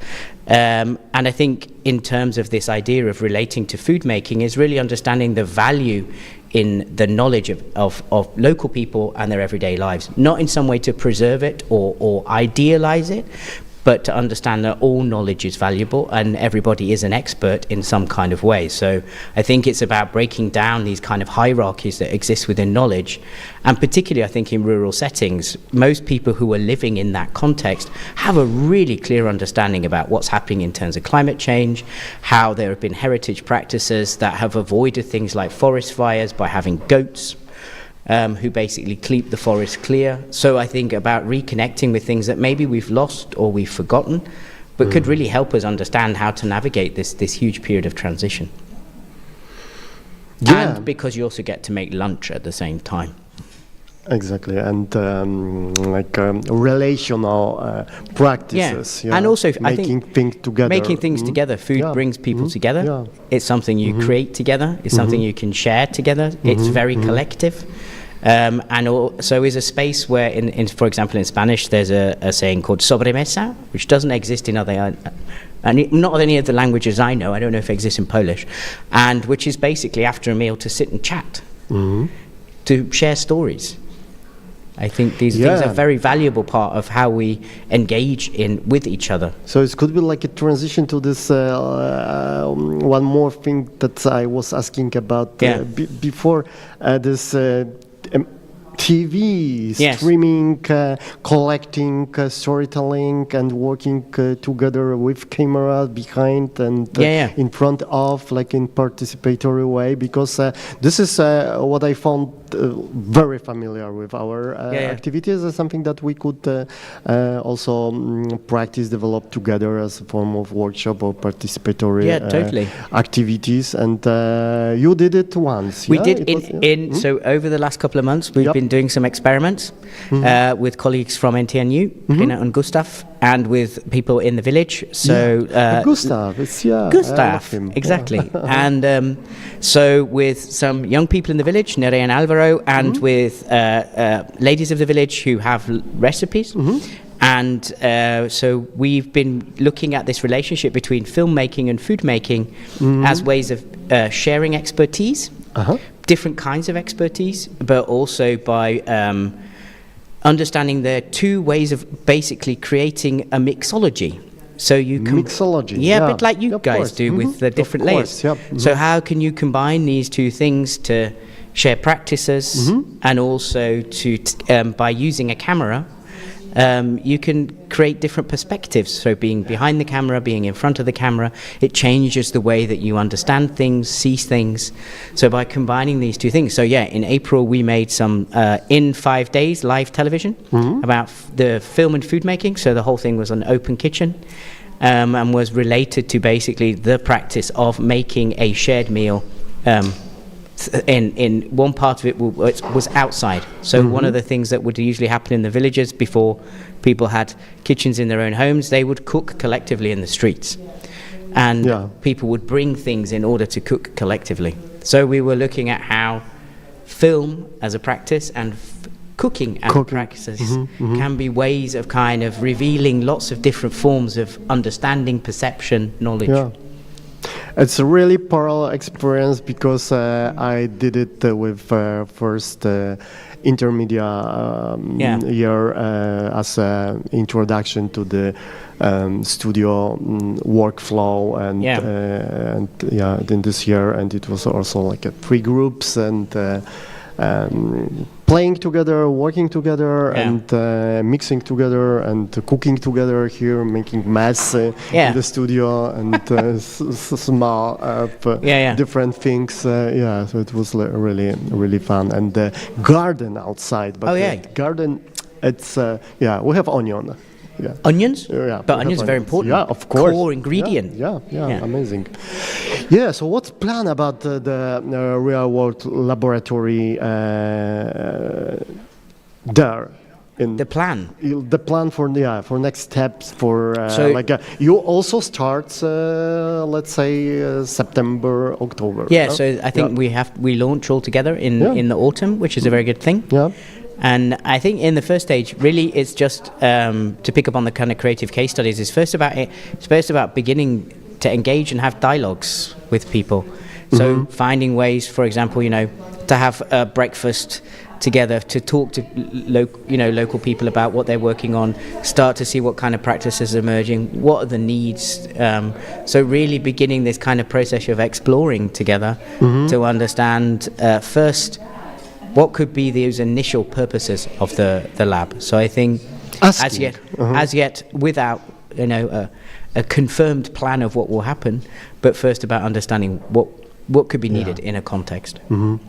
Late breakfast, series of questions to people. Or a chat, I mean, we started recently talking. There's a cooperative in Henalwathil that has also existed for 30 years. I would say a kind of form of collective entrepreneurship, which was related to one of the local products, chestnuts, and was a way as well of creating an economic model which could provide more sustainability for those people who have chestnuts in the region. And we started a conversation with them over something that's called merienda in Spain, which is like afternoon tea. And just to talk about like why they did it, what did they learn, and so but understanding kind of where things come from, what people have learned. So I think for us, like starting there by having conversations with people. It's good, recommendation also to do it here. And, how it works daily with imagine artist, somebody who listens and start to think, wow, I need to visit Quick-and-Seal. I need to I don't know, maybe a residency, maybe some collaboration. Are you open for this kind of migrations, or it's we're always open to people. Of course, that's a good thing. Yeah, we're definitely so there is every 2 years by a biennial something called Los Encuentros de Arte, which was the original program that started the whole Henalwathil Pueblo Museo. The call closed for this year, but there is an open call every 2 years for the residency program. So yes, there is a call. Okay, I will keep in mind. Keep in mind. Watch the website. Spread it. Yes, exactly. Spread all the gossip. Yes. Thank you. I'm not sure I have more questions. Maybe maybe about Krakow. Your first time here, yeah? Exactly. This is my first time here. I have never been to this part of the world, so it's a pleasure to be here. I'm enjoying it very much. Yeah. And then we'll meet probably in Ireland, yeah? I Next do time, believe or? so. I believe so. We have our, yes, exactly, the edges of Europe. Yeah. It's good. The Good. edges are always good. Yeah. Yeah. Yeah. But I have lots of questions about Krakow, but you know, they're for another day. One, I'm going to have one question. Uh-huh. So I'm kind of curious a little bit about, well, in the first instance, I'm really curious about how this space came into being and why it fits to kind of the activities that are happening in Krakow. I have a little bit of an understanding You're from asking about the studio, about as how it relates to the context. So not the space in and of itself, but how. So, for example, you asked me why a museum in Henawasil. Yeah. So it's like why a studio in Krakow? Well, it's like a long story behind of my personal activities, GLEP activities. Other people are here, and also other people who joined us a few years ago and came to Krakow, do some experimental art, or try to stay here longer, but it was impossible because there was a lack of possibilities to do something together in that experimental way, because the film media production in Poland is so centralized around Warsaw, which and that's a big film school, and then all industries are almost there, and also of course, context of full-scale war in Ukraine, it was like, and also context of pandemic, and also context of intermedia faculty, which is like in one way based on the tradition of performance and public art, activism. This is also like my part of my heart is still there, and also kind of the reflection that some of that's past activities and some of tools used to work before are like that doesn't work anymore with a new context. We need something more hybrid, something more let's say something more surprising also our daily routine in some intersection of art, working with information, working with storytelling, working with that different aspect of and working not only with people, also that's what's happened with information circulating itself. And then we start to combine kind of the playground for this. And check it, test it, and build some tools to do. And this city, with the history, with the hybrids around, a dragon, this Lyconic, the half man, the alchemy, and the alchemy. This is the background that I love to mention in that kind of occasion. That's this is very magic neighborhood in between East and West, North and South, and with something very inspiring in the energetical level also, and think, so maybe it's a kind of the mix. It's a mixology. It is mythology, mixology, and there you go. Hybrid answer. So maybe it's not that unusual that we're connected. I think so. It's clearly the serendipity of the universe. Yeah, let's do this together. Excellent. Thank you. No, thank you. Thanks a lot. Thanks a lot for inviting me. Cool.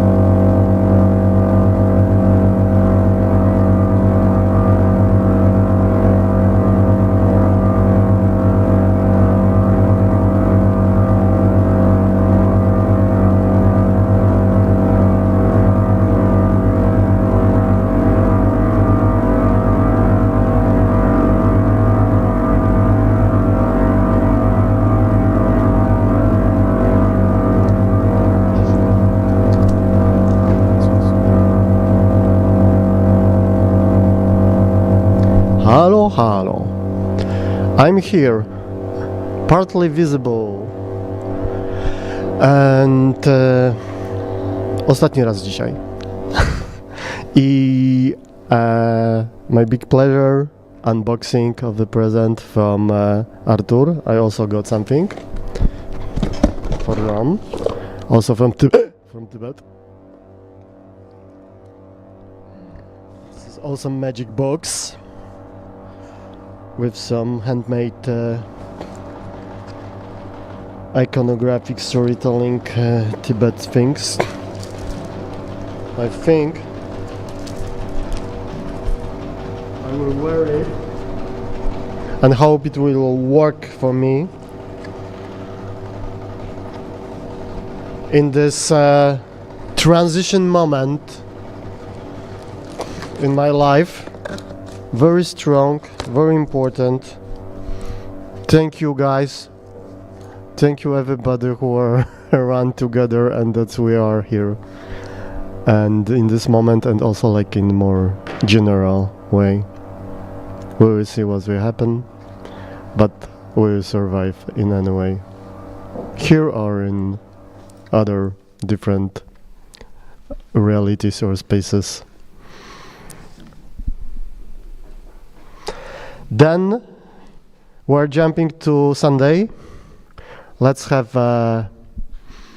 opening of the final intermedia exhibition, and here we will have special presentation of the first year of activity of Stream Art Studio as a class at the Intermedia Faculty, and also the first year, the second semester, all half-year presentation activities, mixing, making audiovisual experimentation together with cooking, and there will be live presentation of some parts of the project, some commentaries about, and some also special Lorenzo premiere of the installation, or part of the installation of a, let's call it,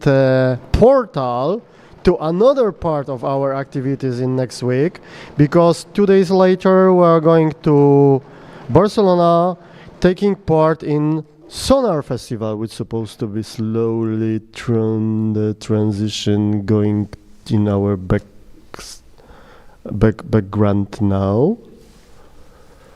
And the Sonar Festival will take place in Barcelona in between 13, 14, 15 of June. We are there with Lorenzo, Ksenia, and me, and also people from Trondheim in the same time, and many other, about 100 project presentation in the exhibition area. And we are all days there, making activities locally there, presenting our... this is what Marta is doing. How are you? Hello, I'm very good. And this is what you are making. It's amazing. It's like a crazy creature between something between costume, something between a curtain, and mix of. Yes.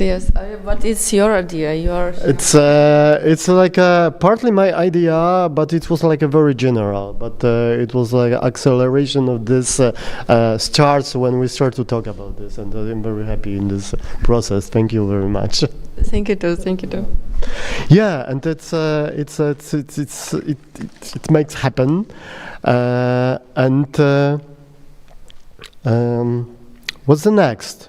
The next, also Amsterdam, that we are after Sonar Festival, we are going to Frame, where on 22nd of June there is the opening of the exhibition we take part in, and under the title, Really? More details later, because we have still time to announce this. And yeah, we have box, we have Sonar in the background, we have workshop activities tonight, and yeah, this is what we have also in between. There are journeys back to Kiev, back to Ukraine, and collecting of fundraising, collecting money by QR codes that are next to each drone for drone music, drone for drones festival presentations in today's affair, and so we strongly recommend to send some money. There are two options, Monobank Ukrainian version and PayPal international one. And after that, there is one special interview done by Gleb with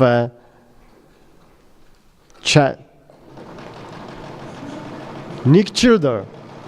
Nick Childer, the journalist, filmmaker, who spent a lot of time, months, in front line, working together, spending time together, supporting soldiers, but in the same time, artists, musician from the underground stage of Ukrainians, electronic music communities, musicians, promoters, organizers of that life, temporarily in the front line, and still spending or mixing the imaginary between daily activities, strong soldiers' life, and being still part of that underground art scene. The movie is still in post-production, and the interview we record once in the middle of the night when that's two amazing guys met for 2-3 hours in the studio, and there is occasion to be back with this, and in more regular time, the dinner time that we have now, taking it in Andalusia rhythm, and this is like a last chapter of our today affair. We will be back on Sunday. We will be back next week, and see you. Thanks. I think so. Interview. We are back in presence and in hyper present with a special guest in our studio, Nick Childers and Gleb Helvjuk, who is talking in this middle of the night, in the middle of the project, and I think we will have some insert into long-term amazing work across war, filming, music, underground Ukrainians, and Ukrainians and American collaboration in a way, yep.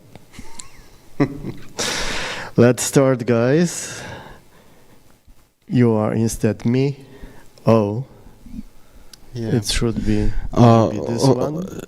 Also, if we could ask for this second mic to be like, yeah, like to have here. You'll have it there. But keep it. That's yours. We will give it back.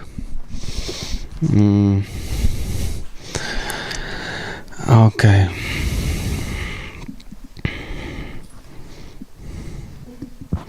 It's enough. Yeah.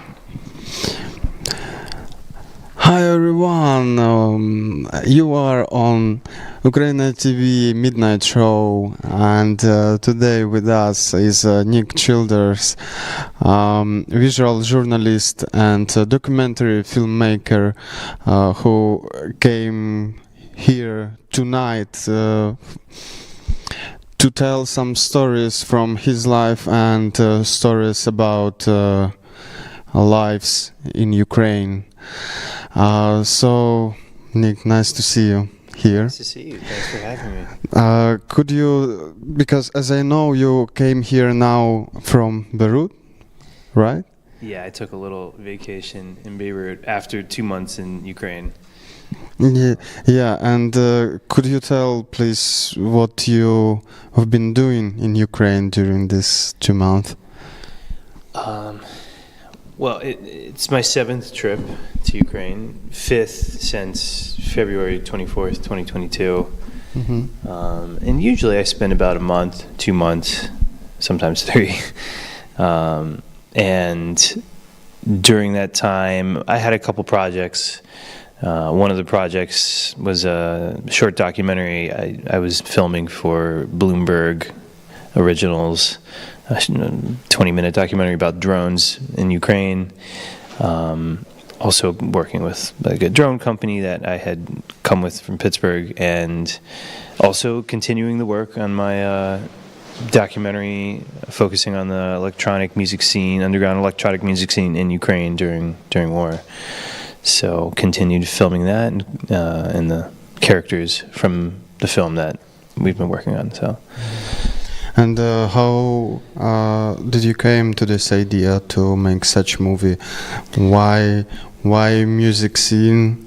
Why in Ukraine? Like how you found yourself there?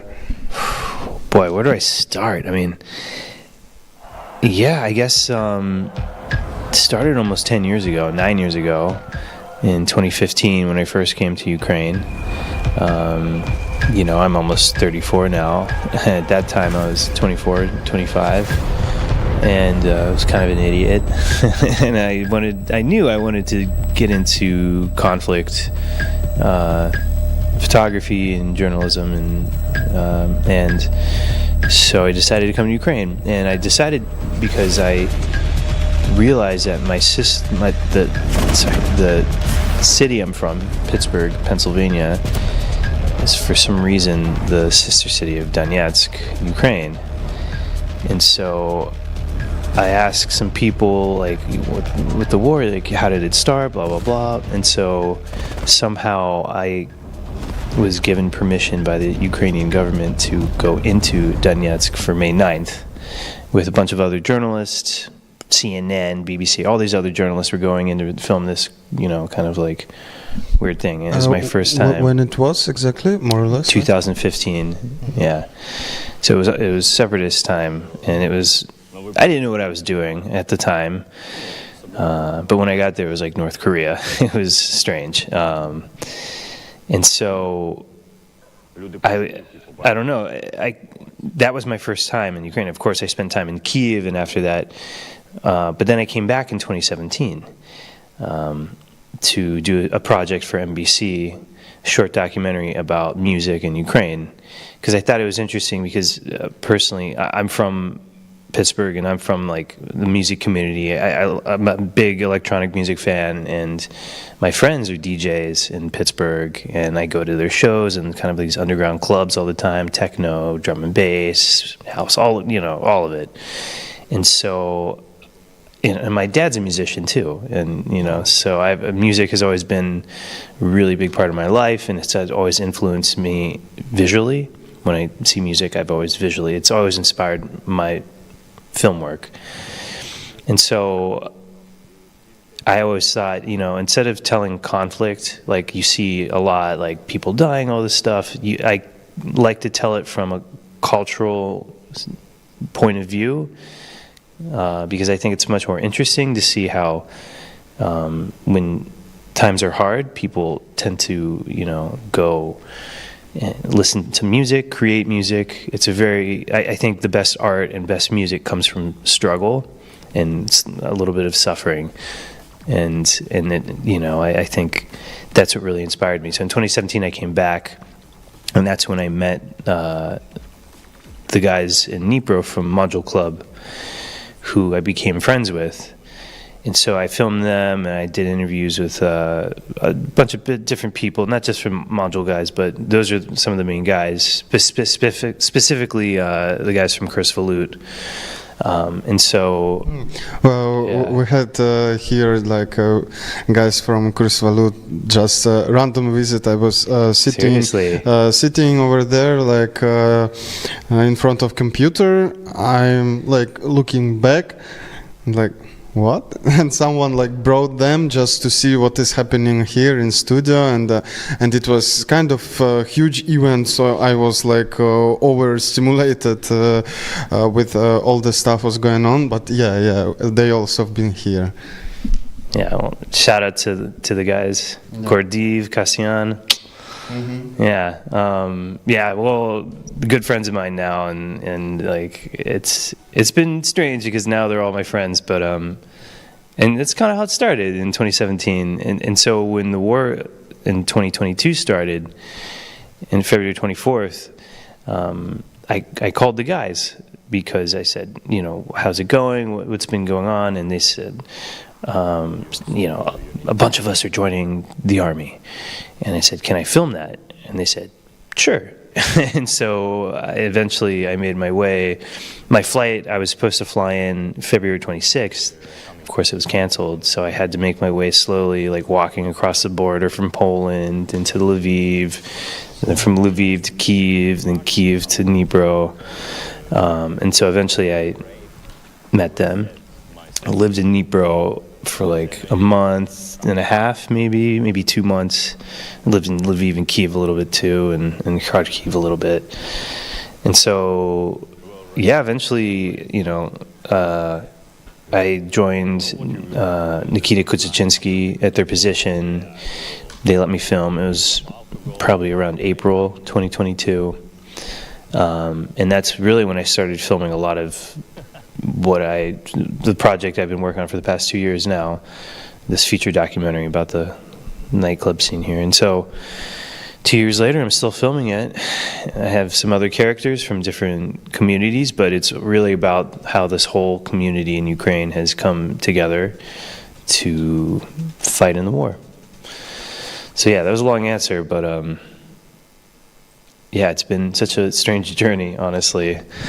And I plan to come back and film more. So. And what you think, like, what is the idea of this film? Because as I know, you've got some funds, some financiation for this project. Like, who are these people who are interested in you making such movie? Yeah, well, when the war started, I mean, yeah, I've always had the dream of making this film, always, and no matter the funding, you know, that was always something I always wanted to do. But I had an opportunity from an American studio based in Los Angeles that was interested in doing kind of like initial beginning kind of funding to make a kind of a package to present it, and so we did. But you know, I think one of the biggest problems with working with some studios sometimes is I guess the Hollywood approach, and they tend to make things a little more topical, and especially with documentaries, that's fine. I mean, the point of this documentary is to speak mostly to the Western audience, specifically American audience, to explain what's going on here, you know, to showing them the community. And sometimes when you speak to the American audience, you have to simplify it a little bit. So, say Ukrainians watching a film like this, you know, might say, well, you know, it's a little kind of basic, but we try to do our best to, you know, make it representative of, you know, the Ukrainian scene and tell it as best as we can, but at the same time, really capturing the attention of the American audience, because that's our goal, is to really increase support for Ukraine, you know, through this film and through capturing these Americans' attention. And we've kind of shifted a little bit now with our film to not just tell the story about what's going on in Ukraine, but how it's kind of interconnected with me and my community and what's going on in the US, because I think that can really, you know, relate to a lot of Americans who will watch many of these great documentary films that are coming out of Ukraine, but maybe don't really speak to or relate. They can't really relate to it because, you know, it's the same thing, you know, a lot of suffering, a lot of kind of shelling, and I think a lot of Americans are a little tired of that, and so we're trying to do something different that's unique and maybe special. So that's what we're trying to do. And a lot of these studios are out there looking for stuff, but now there's so much work from Ukraine coming out now that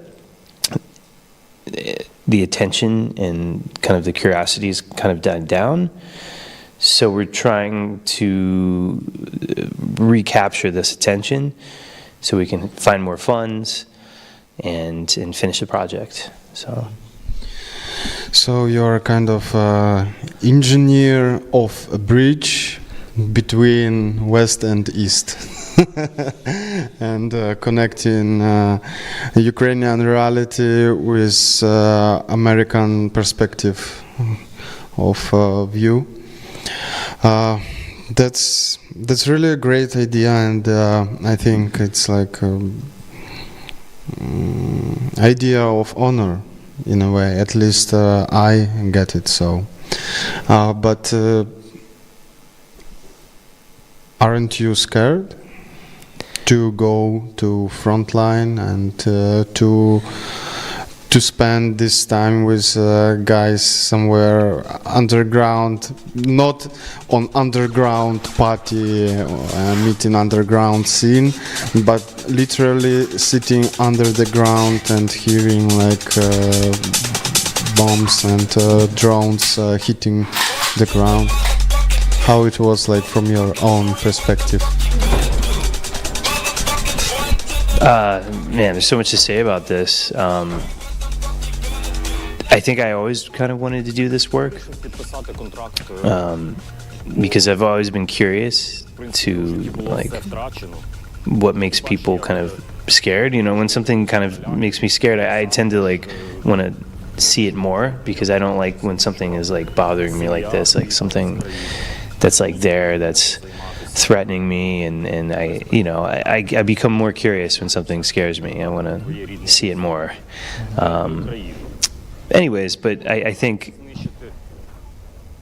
a part of me, you know, what makes me more scared actually is ending up in some office building in some shitty job that I don't want to be in, you know, in some secure place, doing something I don't feel like doing. Yeah. So I'd much rather be on the front line, you know, risking my life than, you know, slowly dying on the inside at some office job that's not doing anything. In fact, probably doing worse for the world. It's hard. I mean, I think people say, you know, war is hard, but I think sometimes after the war and coming home can be even harder, because wars end, you know, and I think not just the soldiers, but a lot of journalists, you know, it's not like we get addicted to it, but when we come home, it's very strange for us, because it's like, what's happening? Like normal? Normal, and normal scares us, you know, it scares me, and it's, you have to kind of get used to this. But yeah, there's a saying in war that it's 90%, maybe more, of just boredom, and maybe 10% of actual action and terror.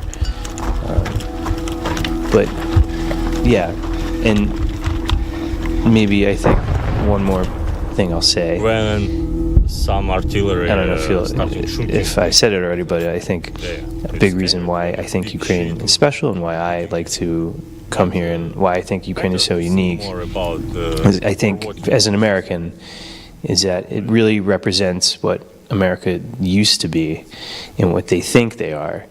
This whole idea of freedom, of fighting for your land. It's like what Americans have always dreamed of and what we were like 200 years ago.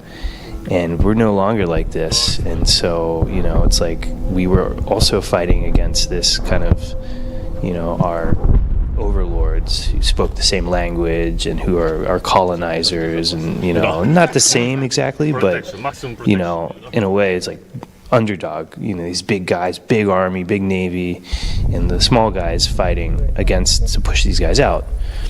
And so I think Americans don't really appreciate that as much, and I think Ukraine really is a special place where it's when they say they're fighting for freedom and they're fighting for identity and it's patriotism and everything.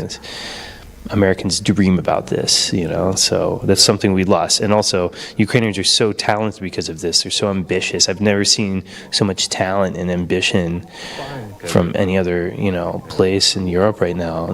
It's like, it's insanely creative when I go to Ukraine. It's like, it's incredible. No one understands. It's like this hidden secret, and now you can't really fly there. You have to take a train. It's like even more protected. This secret community because of the suffering. They're making all this great music and art. So that's what drives me, and that's what makes me less scared. Thinking about this and what I'm doing and how important it is. Nice. It's really interesting to compare our Eastern vision of American dream. For a lot of people, America is, or at least was, like a place of dreams, really cool, like where you can go and everything will be just perfect. I don't feel that way, at least now. Probably I had before such thoughts, but there is like a good Ukrainian phrase, "Добре там, де нас нема." It means like the best place is where I'm not in, until I go there, it's really a great place, and so now we see on the screen some fragment from this movie, and could you tell a little bit more about what is going on now here? Yeah, so this is last summer, June, in Ivanivska, just outside, like 3 kilometers outside of Bakhmut. I think now this position is occupied by Russians. But this is Ravel. His name's Valletta, but he goes by Buddha as his call sign. And he's like one of our main protagonists in the film. And this is his first FPV strike. And he wanted to hit this position that had a Russian flag on it, and so he was super nervous that day. But he did a good job. He hit the position. And now, he's kind of outside of Avdiivka now with a special unit.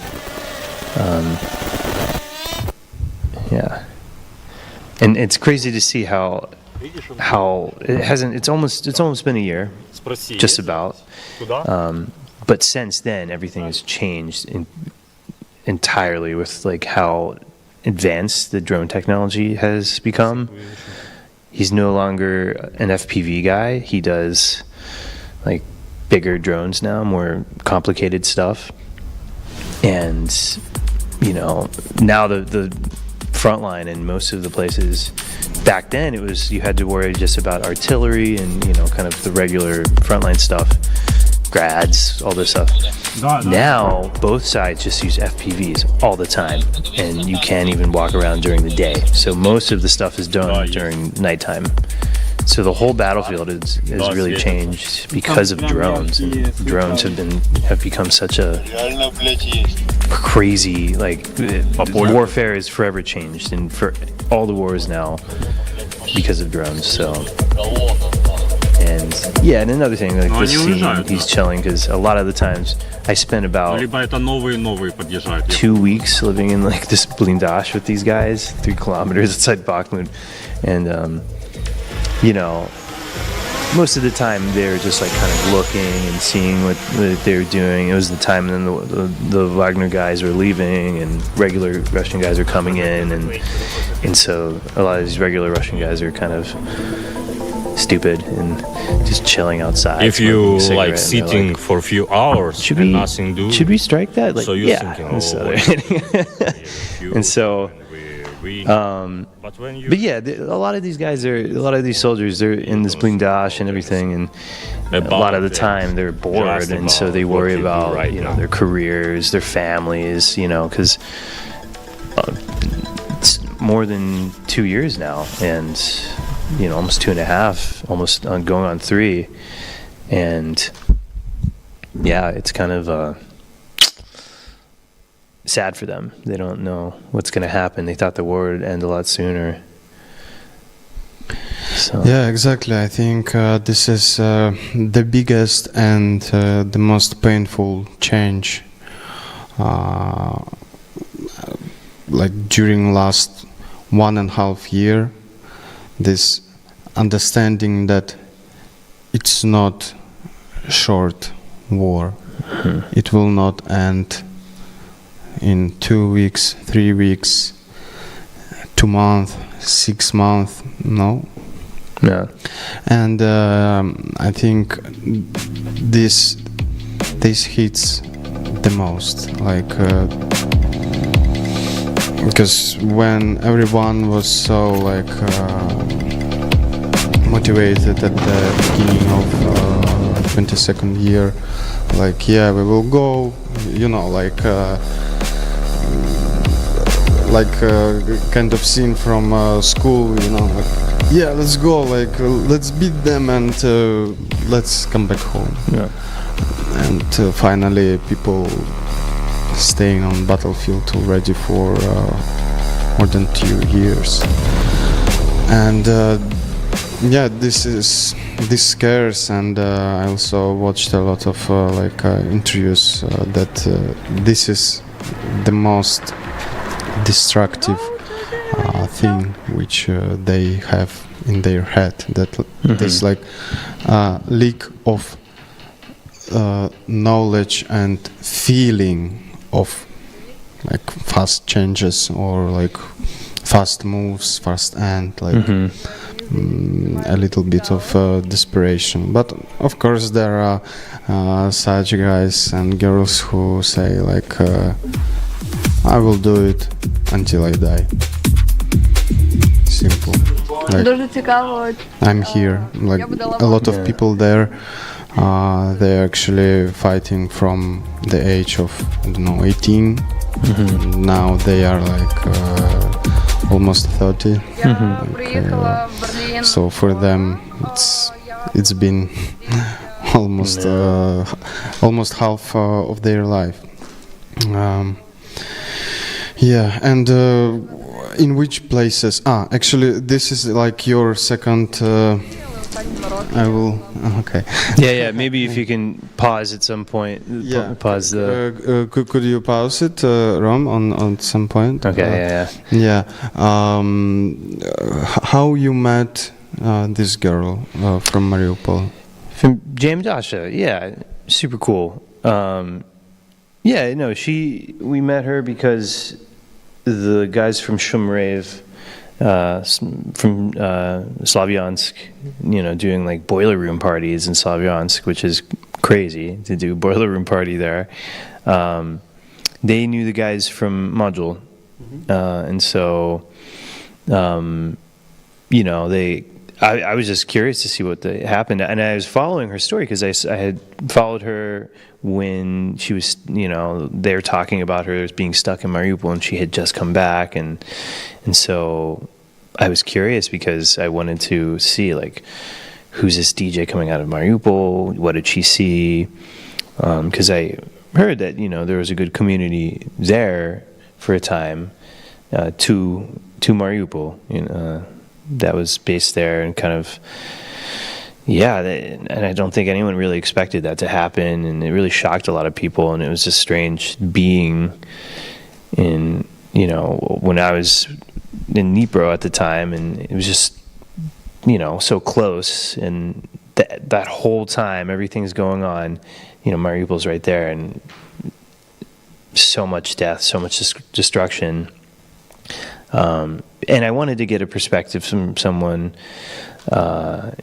who wasn't just a soldier, because I think, you know, soldiers are important, war, mostly soldiers fighting, but I think it's also important to, you know, get a point of view from someone who is a civilian and who was escaping that. Because in war, you know, I think people talk a lot about people that are, oh, why are you running away from war? You defend your country, stay, and all this stuff. But, you know, a lot of people in Ukraine have seen the worst parts of war, and they don't want to be, they want to run as far away as possible. And so you have to respect that and understand that. I know it's tough now, you know, with the mobilization and, you know, almost 3 years, people are tired, people are losing interest around the world, a lot of other conflicts are starting, and so, yeah, I mean, of course, can you blame them? But, I mean, that's exactly what I think Russia wants, is people to forget so they can, you know, continue their plan. So if you always remember that, I think that might motivate people. But, yeah, it's tough, yeah. Yeah, exactly. Russia wants, like, world to forget, and Ukrainians to get in fight between each other. Exactly. And it's difficult to resist, really. Okay. And could you tell, like, in which cities near or at the front line you've been? Which spots you visited personally? Yeah, so Ivanivska outside of Bakhmut, the zero position outside of Velika Novosilka, yeah. Salativka in Kharkiv. Where else? Well, Chernihiv just after occupation. Of course, Donetsk. I've been to Avdiivka in 2017, and this past trip I was just outside of Mariinka, near, kind of between that and Pokrovsk. And so, where it was the toughest place for you? I'd say, I mean, Bakhmut was pretty tough. That was pretty tough, yeah. Also because it just had this reputation, Baba Bakhmut, or whatever people call it. Such a scary reputation. So you're going there like, Baba Bakhmut, you're telling people, what, you're going there? I was like, yeah. And so, yeah. In fighting for Bakhmut, Russia lost around 90,000 of people. Yeah. Insane. It's, amount like of not so small city. Yeah, yeah. It's like almost a quarter of, or like almost like a third of like the city I'm from Pittsburgh. Like 350,000, you know. Yeah, it's kind of hard to wrap your head around, but yeah, that was hard. And with the module guys near Velika Novosilka, that was pretty interesting. Oh, and actually, I think one of the hardest, why am I forgetting this, but in Salativka, in Kharkiv, that wasn't even, I just went with an American journalist friend. It was for like a work thing. And we had gone to Salativka and were kind of in the out areas. There's no one there. It was strange, like not even that many soldiers, but it's very close to Russians. And so I even have like a clip where it's like artillery shooting right above us and nonstop, like the whole time. And it's like they have unlimited artillery and they keep shooting. And we went up into like buildings where all these people are still living, and this old guy where his like flat was blown up, but he was still living there, and he survived with his wife somehow. But it was strange because some of these older people still watch some of the Russian propaganda, and they think like, oh, they're going to come save us or something, and so that's a little strange. I was just in this past trip. I also did a quick little trip for like a couple days near Chest of Yar, kind of near where this was, but from before, near Bakhmut, with a drone unit. But yeah, Saltivka is pretty tough, actually. I think that was one of the toughest ones. Yeah. Yeah, actually, about these older people, I can say that actually this is the way how like parallel information war goes. So first spots to be bombed during like offensive. Russia chooses like TV stations, antennas, I don't know, radio antennas and stuff like that. So actually for that what you said, because then Ukrainians can't come and repair it. Yeah. But Russian can like draw, I don't know, like a bus with transmission antenna and start spreading their information. When people are staying in isolated world, like almost no neighbors, no paper news, no source of information. They're like totally abandoned in a way. And this is the only thing which is changing, like in their eyes, and they can take it. It's Russian news, and it works pretty well, unfortunately. And if some spot near the front line is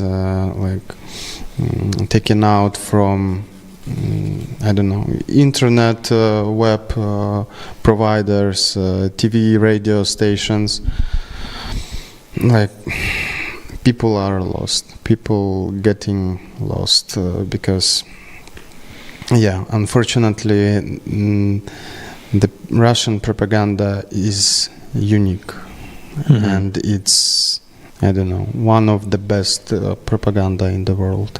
So if you don't have anything, if you don't have any other source of information, I don't know, like it's really difficult to resist. It's funny you say that because, in Pittsburgh, I work for many different places. I have been working for many different places.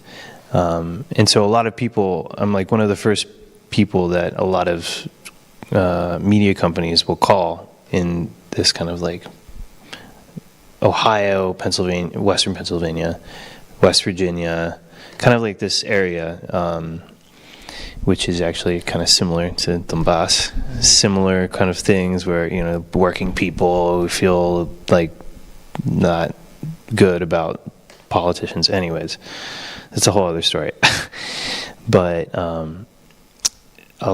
Russian channels will contact me asking me to work for them, and of course I say no, but it's just crazy because no matter how many times I ignore them, they still contact me all the time. And it's pretty crazy to see that they're still operating in the US. Now they changed from RT, it's no longer RT, now they call it like Viola or something weird. You know, like calling it's like not just Russia. It's like a channel about BRICS, like BRICS country, BRICS. So, anyways, yeah, they still, no matter, it's like I ignore them all the time. They still contact me, and you can see what they're doing because they always go for sensational stories. Usually when Trump is visiting, and they make sure that like they want people fighting. They want to show how U.S. is crumbling and all this stuff. I mean, at the same time, I mean, of course, other channels do it, but I think, you know, Russian media is blatantly doing this to the point where it's so obvious that it's manipulative.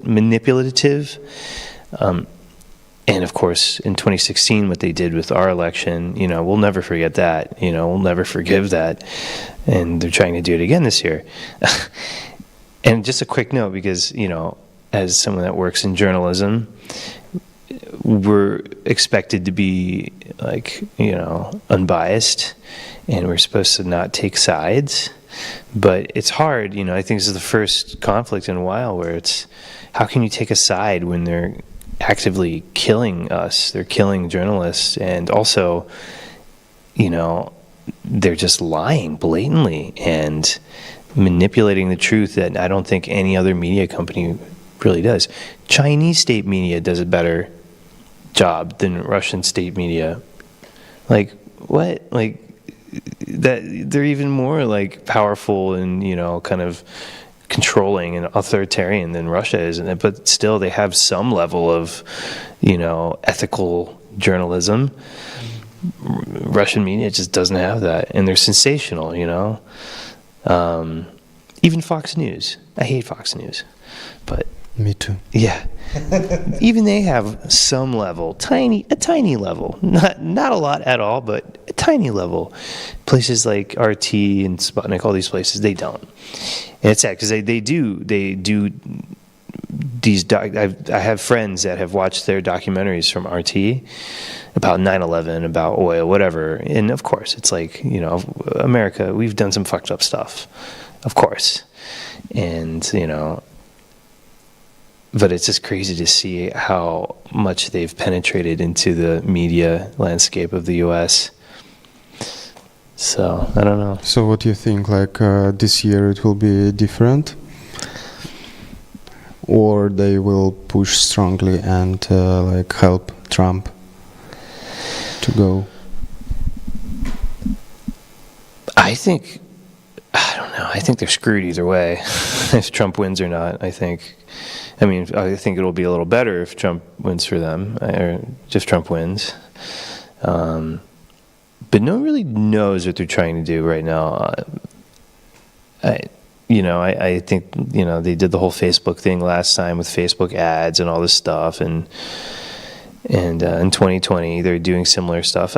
No one really knows what their tactic is now.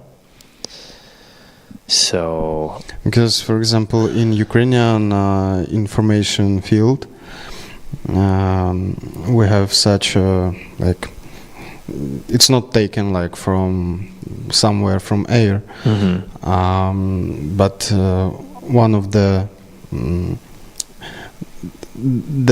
most often like topic which Trump is taking is like, if I will come, I will end this war like in 2 days. How? We just cut off financiation of Ukraine, cut off helping, and here we are. Ukraine and Russia are signing like a peace document on the same like spots where they are now. What do you think if Trump will come to government? He will do in such way? He might, actually. Yeah, he might.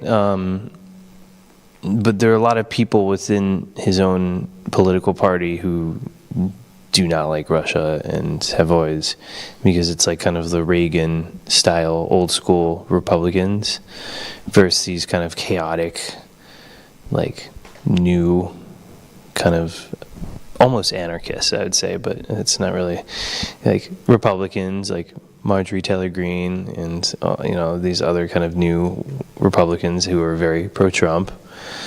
But I think Trump is, he surrounds himself with people that just kind of give him advice, like just whatever is good for business. And I think, you know, the whole, I think you see a lot of countries doing that now. It's the, what is that called? I'm sorry, it's late, so I'm forgetting English words, and I haven't been speaking regular American English in a while. I've been like Beirut, Ukraine, Poland, and but it's even good. We open this conservative English language, and we will transform it to the new age English language. Yeah. Well. Yeah, you can translate for me, but yeah, a lot of countries right now around the world are they're becoming more populist, and they're regressing, and they're becoming more isolationist is the word I'm thinking of. You know, just because we've spent too much time starting wars, foreign wars, just, you know, wasting money and time and causing problems for a lot of people. So in a way, yes, we understand it, but the intentions are good. Well, I don't think the intentions are good, but, you know, it's like we want to focus more on our problems at home.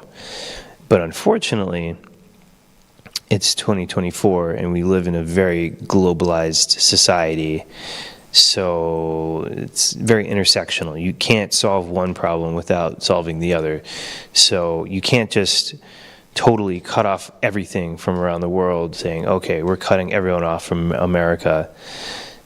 Because I think the biggest problem, and the problem that a lot of Americans are pissed about now, is globalization. You know, it's like America is becoming this country of the world rather than its own country, where everyone wants a piece of it from every single country, no matter what, you know. So this identity of being American is not really like, you know, for example, being Ukrainian, I guess, we're kind of starting our culture from scratch, from different other cultures, mixing with other cultures, you know.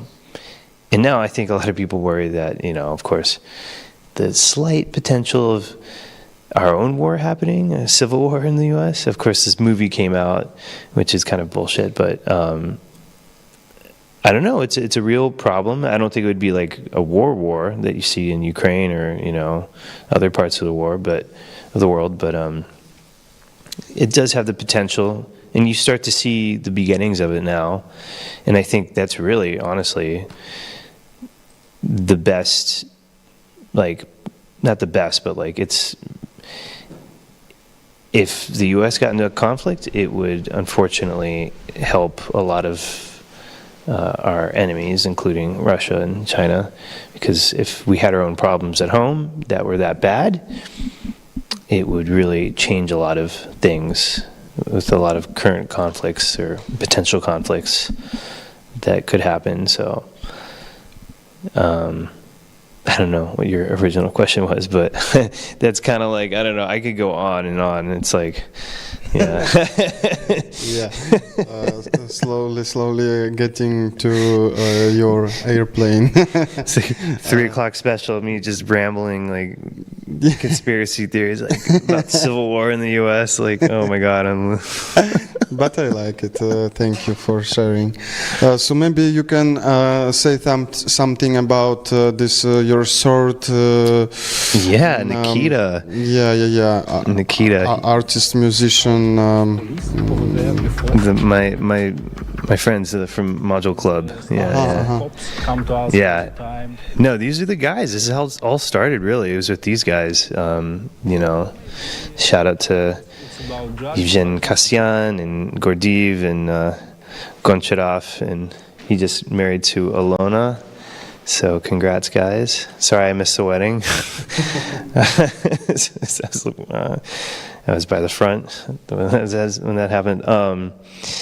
Nikita Kozachinsky, man, he's a fascinating guy.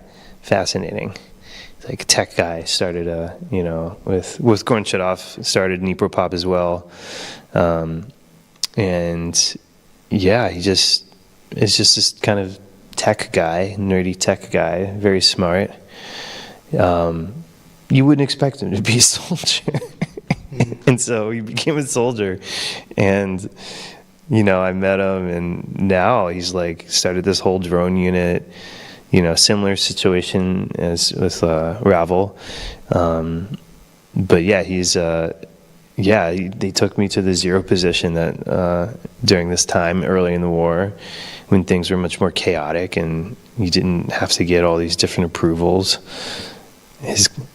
All I did was ask his commander, who was named Gulashi. I don't know if I'm saying that right. Gulash? Yeah, Gulashi, like whatever it is. Like that was his commander's name, and nice. So. Tell me maybe your hardest decision during shooting in like filming in Ukraine during last few years. Hardest decision? Yeah. Well, editing was probably the hardest. But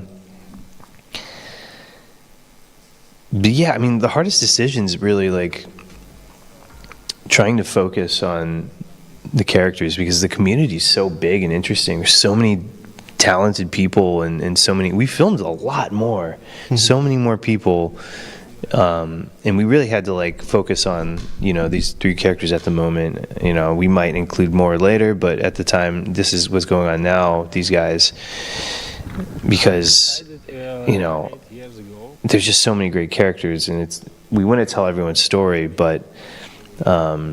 It's hard to choose, and we're still, I mean, this is ongoing. This is a work in progress. But that's one of the hardest things is, you know, whose story to choose. Because I don't think people don't really understand documentary filmmaking as much. You have to really explain to them that it's character driven. You focus on like 1 or 3 characters at the most. Because if you have too many people, then it becomes like a news piece. It becomes more topical, and you know, there's no like interesting story.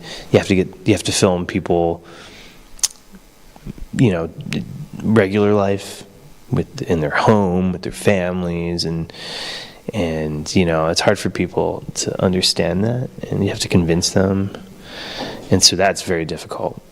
And explaining to, you know, commanders what you're doing, and like getting permission, like no, like we want to focus on this person, and so that has like caused some issues where we could be filming a lot more interesting stuff, but because we're focusing on like certain characters, we have to sacrifice and make decisions that like we're not going to be filming the coolest, most interesting stuff, you know, like we're going to be filming with our character. We're sticking with them and seeing what happens.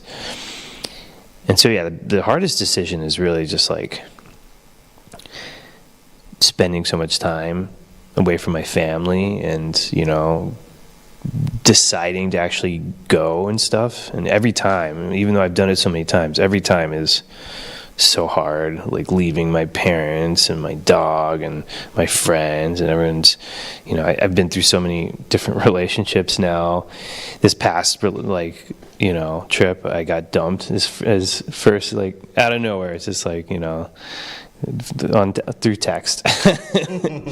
And so, yeah, I don't know, it's been like strange. I can't relate with people when I go back home, and so yeah, the decision, I think, is the hardest decision, is really the decision to like go every time. It never changes. It's always like packing and saying goodbye, and, you know, not, you know, it's good when I get back, when I get into Ukraine. It's like, you know, I have a bunch of friends, I hang out, I have a good time, go to Kirillovska and chill. But yeah, it's hard saying goodbye. So. And what your family says about you filming on front line in Ukraine? They don't like it. They're proud, of course. But yeah, of course they don't like it. They're used to it at this point. but yeah, they're a little tired of it. I'm starting to get tired, but I'm still have a few more trips I'd like to do in the future. But yeah, they're not happy. They want me to come back home. That's why I would stay another day and come for the show tomorrow. But I got to get back home. So like parents, respect time which you have to spend with parents. Yeah, it's important. For example, like my mom is in US, and she is actually there like almost for 10 years, the same amount of time which I'm here in Poland. So during this 10 years, like compressing, I think we spent around 6 months together, and it was like from age 13 till 24. Like, so it's it's tough. we need to we need to respect this time. Okay, and also while we were talking, to my mind came kind of video probably from your this peanut stories. Guy sitting and playing in kind of house. It looks like he was in uniform probably. There was carpet on the wall and kind of scene built, you know, like and can you, and probably there was also the two guys, right? Yeah. And can you tell me about what it was? Yeah. These two guys, Dalek and Misha, part of the module community from Dnipro, and that was also in the summer, last summer, and near Velika Novosilka, and I just went out to film them, and they had these like what are they called?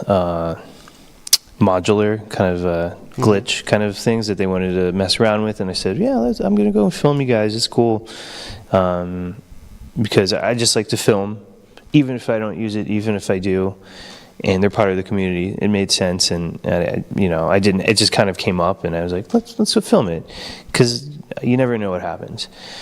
And so a month ago, Misha was in the video. Misha was killed, and So it just yesterday, I believe, 2 days ago, maybe at this point, Dnipro Pop released a posthumous recording of what Misha was working on and the music that he made. And I have this interview with him that I filmed last summer that I'm going to be working on now.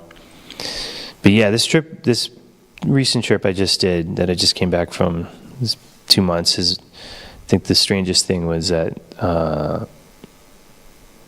the people I've been filming are starting to die, which is strange. I wasn't, of course, I don't know. I wasn't, I guess, expecting that. Of course, you were kind of expecting it because it's a war, and you see it all the time in Instagram and like friends of friends, and you see, in Ukraine. But this time it was strange, and it's people you filmed, people you know, people you never thought would die and just would live forever, and the coolest guys, and somehow they die. And and then you see the video of them and the interviews, and and go to their funeral. I filmed Misha's funeral, and that was sad. It was strange, So that's another thing about documentary that I have to explain to people, especially with war, but anything really. It's not just war; it's life. You really have to understand the importance of documenting things, because you never know what's going to happen tomorrow, 5 years from now, 50, 100 years from now, maybe that might be important. And so just, I always say keep filming, you know, you don't know, even if you're on your phone. Archivizing reality. Yeah, it's important. So that's why it's important what you do too. So right here in Poland, it's important. So. Okay, so when are you planning to finish this movie? Good question. I don't know. I think until we feel like we've hit the climax, the peak of the story arc. Not really sure when that has happened yet, and I think we are getting close. But it really depends. I think for us that might be the U.S. election in November. So I think realistically, because we're just a little tired of working on it, I think 2025 next year would be the most likely time it'll come out. So. Okay. Yeah. I think we will be waiting here for. I'll be back. Yeah, for you and for your release, and I don't know. I'm hoping to watch it somewhere here in cinema.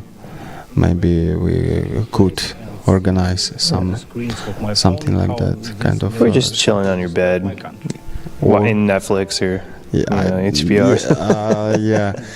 But you know. But I'd love to have a screening or something here for sure, man. That would be great. Definitely have something special once it comes out, for sure. Okay, so tomorrow you are leaving, going to rest a little bit. Yeah, if I can. I'll see. A lot of work to be done. Yeah, that's true. And we will be back.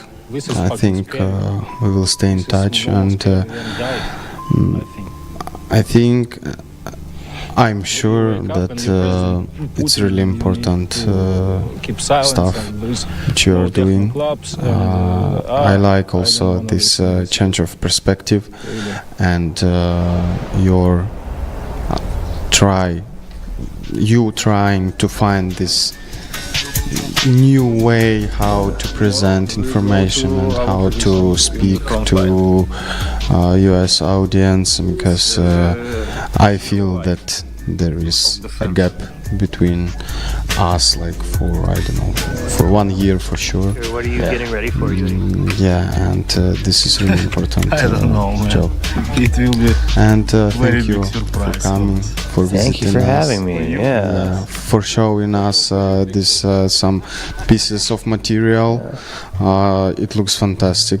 I like it very much. And just getting started. Yeah. 2 years later. 2 years. Yeah, exactly. Okay. Good luck, Nick. Thank you. Thank you. I'll be back. Sure. We will be waiting for you. Thanks, guys. Дякую всім, і ми продовжуємо, я думаю, що з нашим епізодом, з нашим ефіром ще трошки. І будемо далі вам давати цікаві матеріали з минулого. А думаю, можете зараз подивитись кусочок, власне, з фільму, який створює Нік. І будемо на зв'язочку. Дякую. Thanks, guys. On this side, it's good. It's our people. Nice talk, man. Sorry, I feel like I've never really talked about it. It's years over here. It's like ice, even more.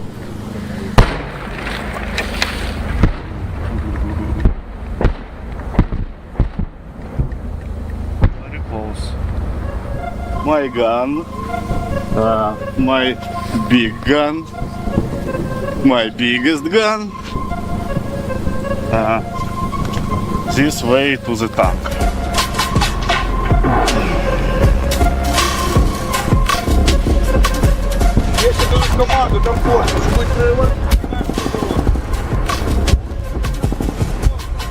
Сука, куда ты пошел? Давай бегом.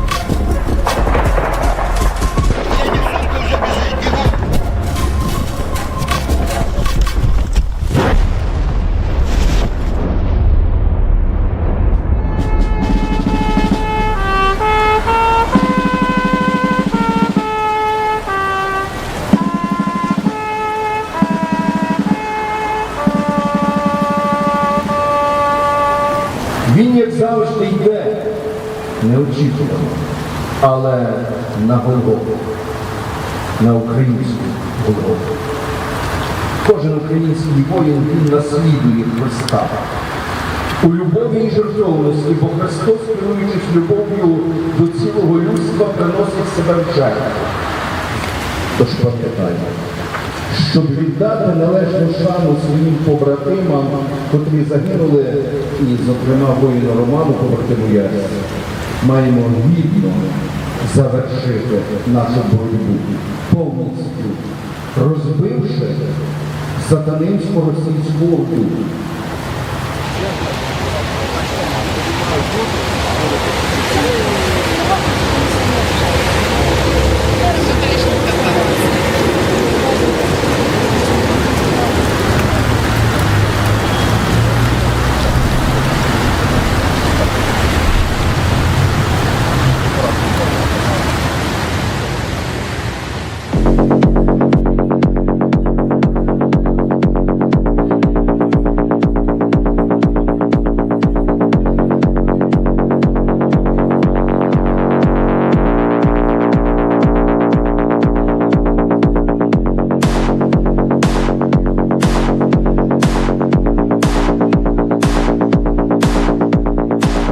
Мені важко, мені дуже важко. Я вчора пішов на якусь вечірку, яку робили друзі, збирали кошти там. І мені важко, бо зараз в музиці дуже багато сирен, якихось пострілів з автоматів. То важко, бо я гадав, то буде щось інше, приходиш, а вже така музика. Добре, що вони тусуються, добре, що вони збираються, але особисто мені важко переключатись, тому що саме зараз мої хлопці, мої друзі, вони сидять і воюють. Я не можу бути тут і там одночасно. Тому я і не тут, і не там, а десь поміж цим всім. Фізично тут, а головою там. За основу і в цілому.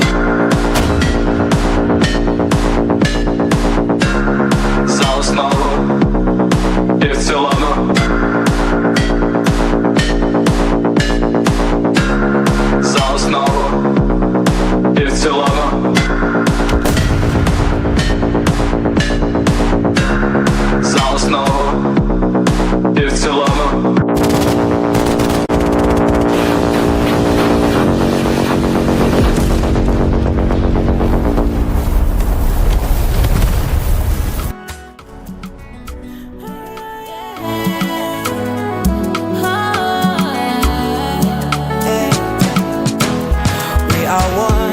Have the voice and the act to bring beauty to our life. Rich and poor, old and young, we are changing our world. Beyond the sky is our limit.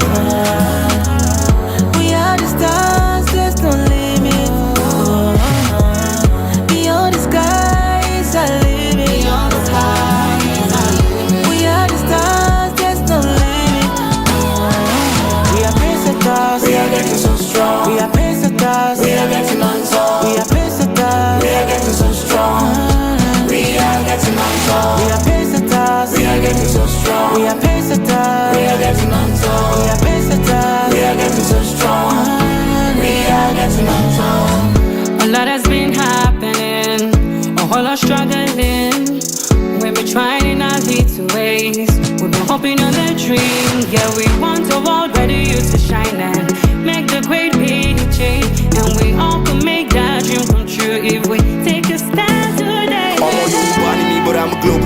fighting for the tribe of humanity. Kill on your ethnicity, protect our women, gatekeepers of society. Love is my religion, name tags, no they confuse me. A brother is a brother, I don't mean immediate family. I see a lot of humans, not a lot of humanity. Je suis Nigerian, doesn't matter where I'm from. If I cut you cut me, shit not red for the blood. Things that one is like the jungle where we from.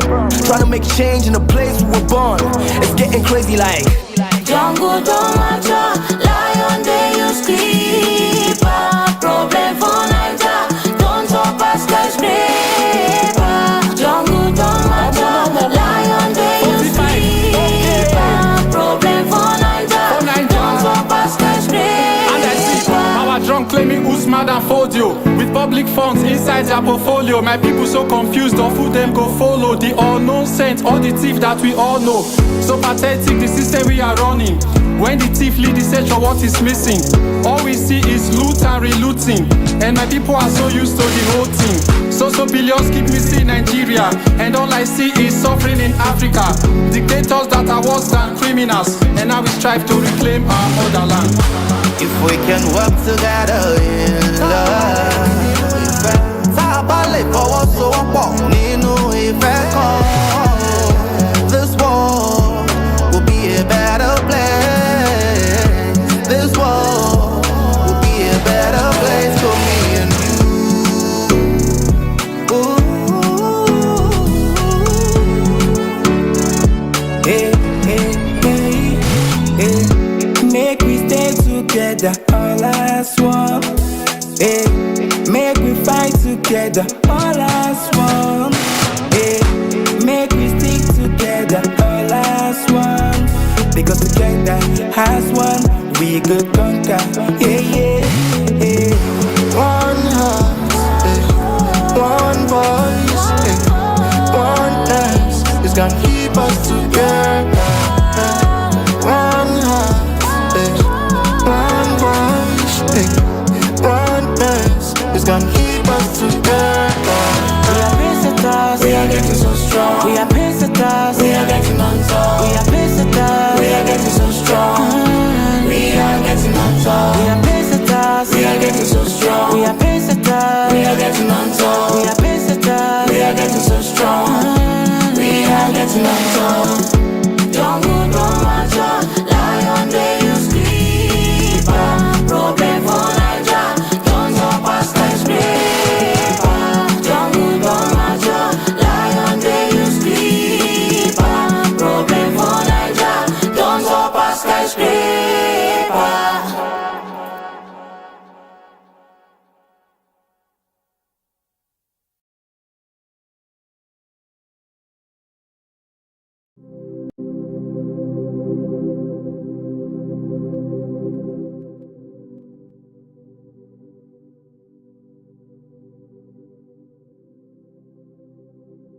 Aka ekpe were kwuo aka nri, mana aka nri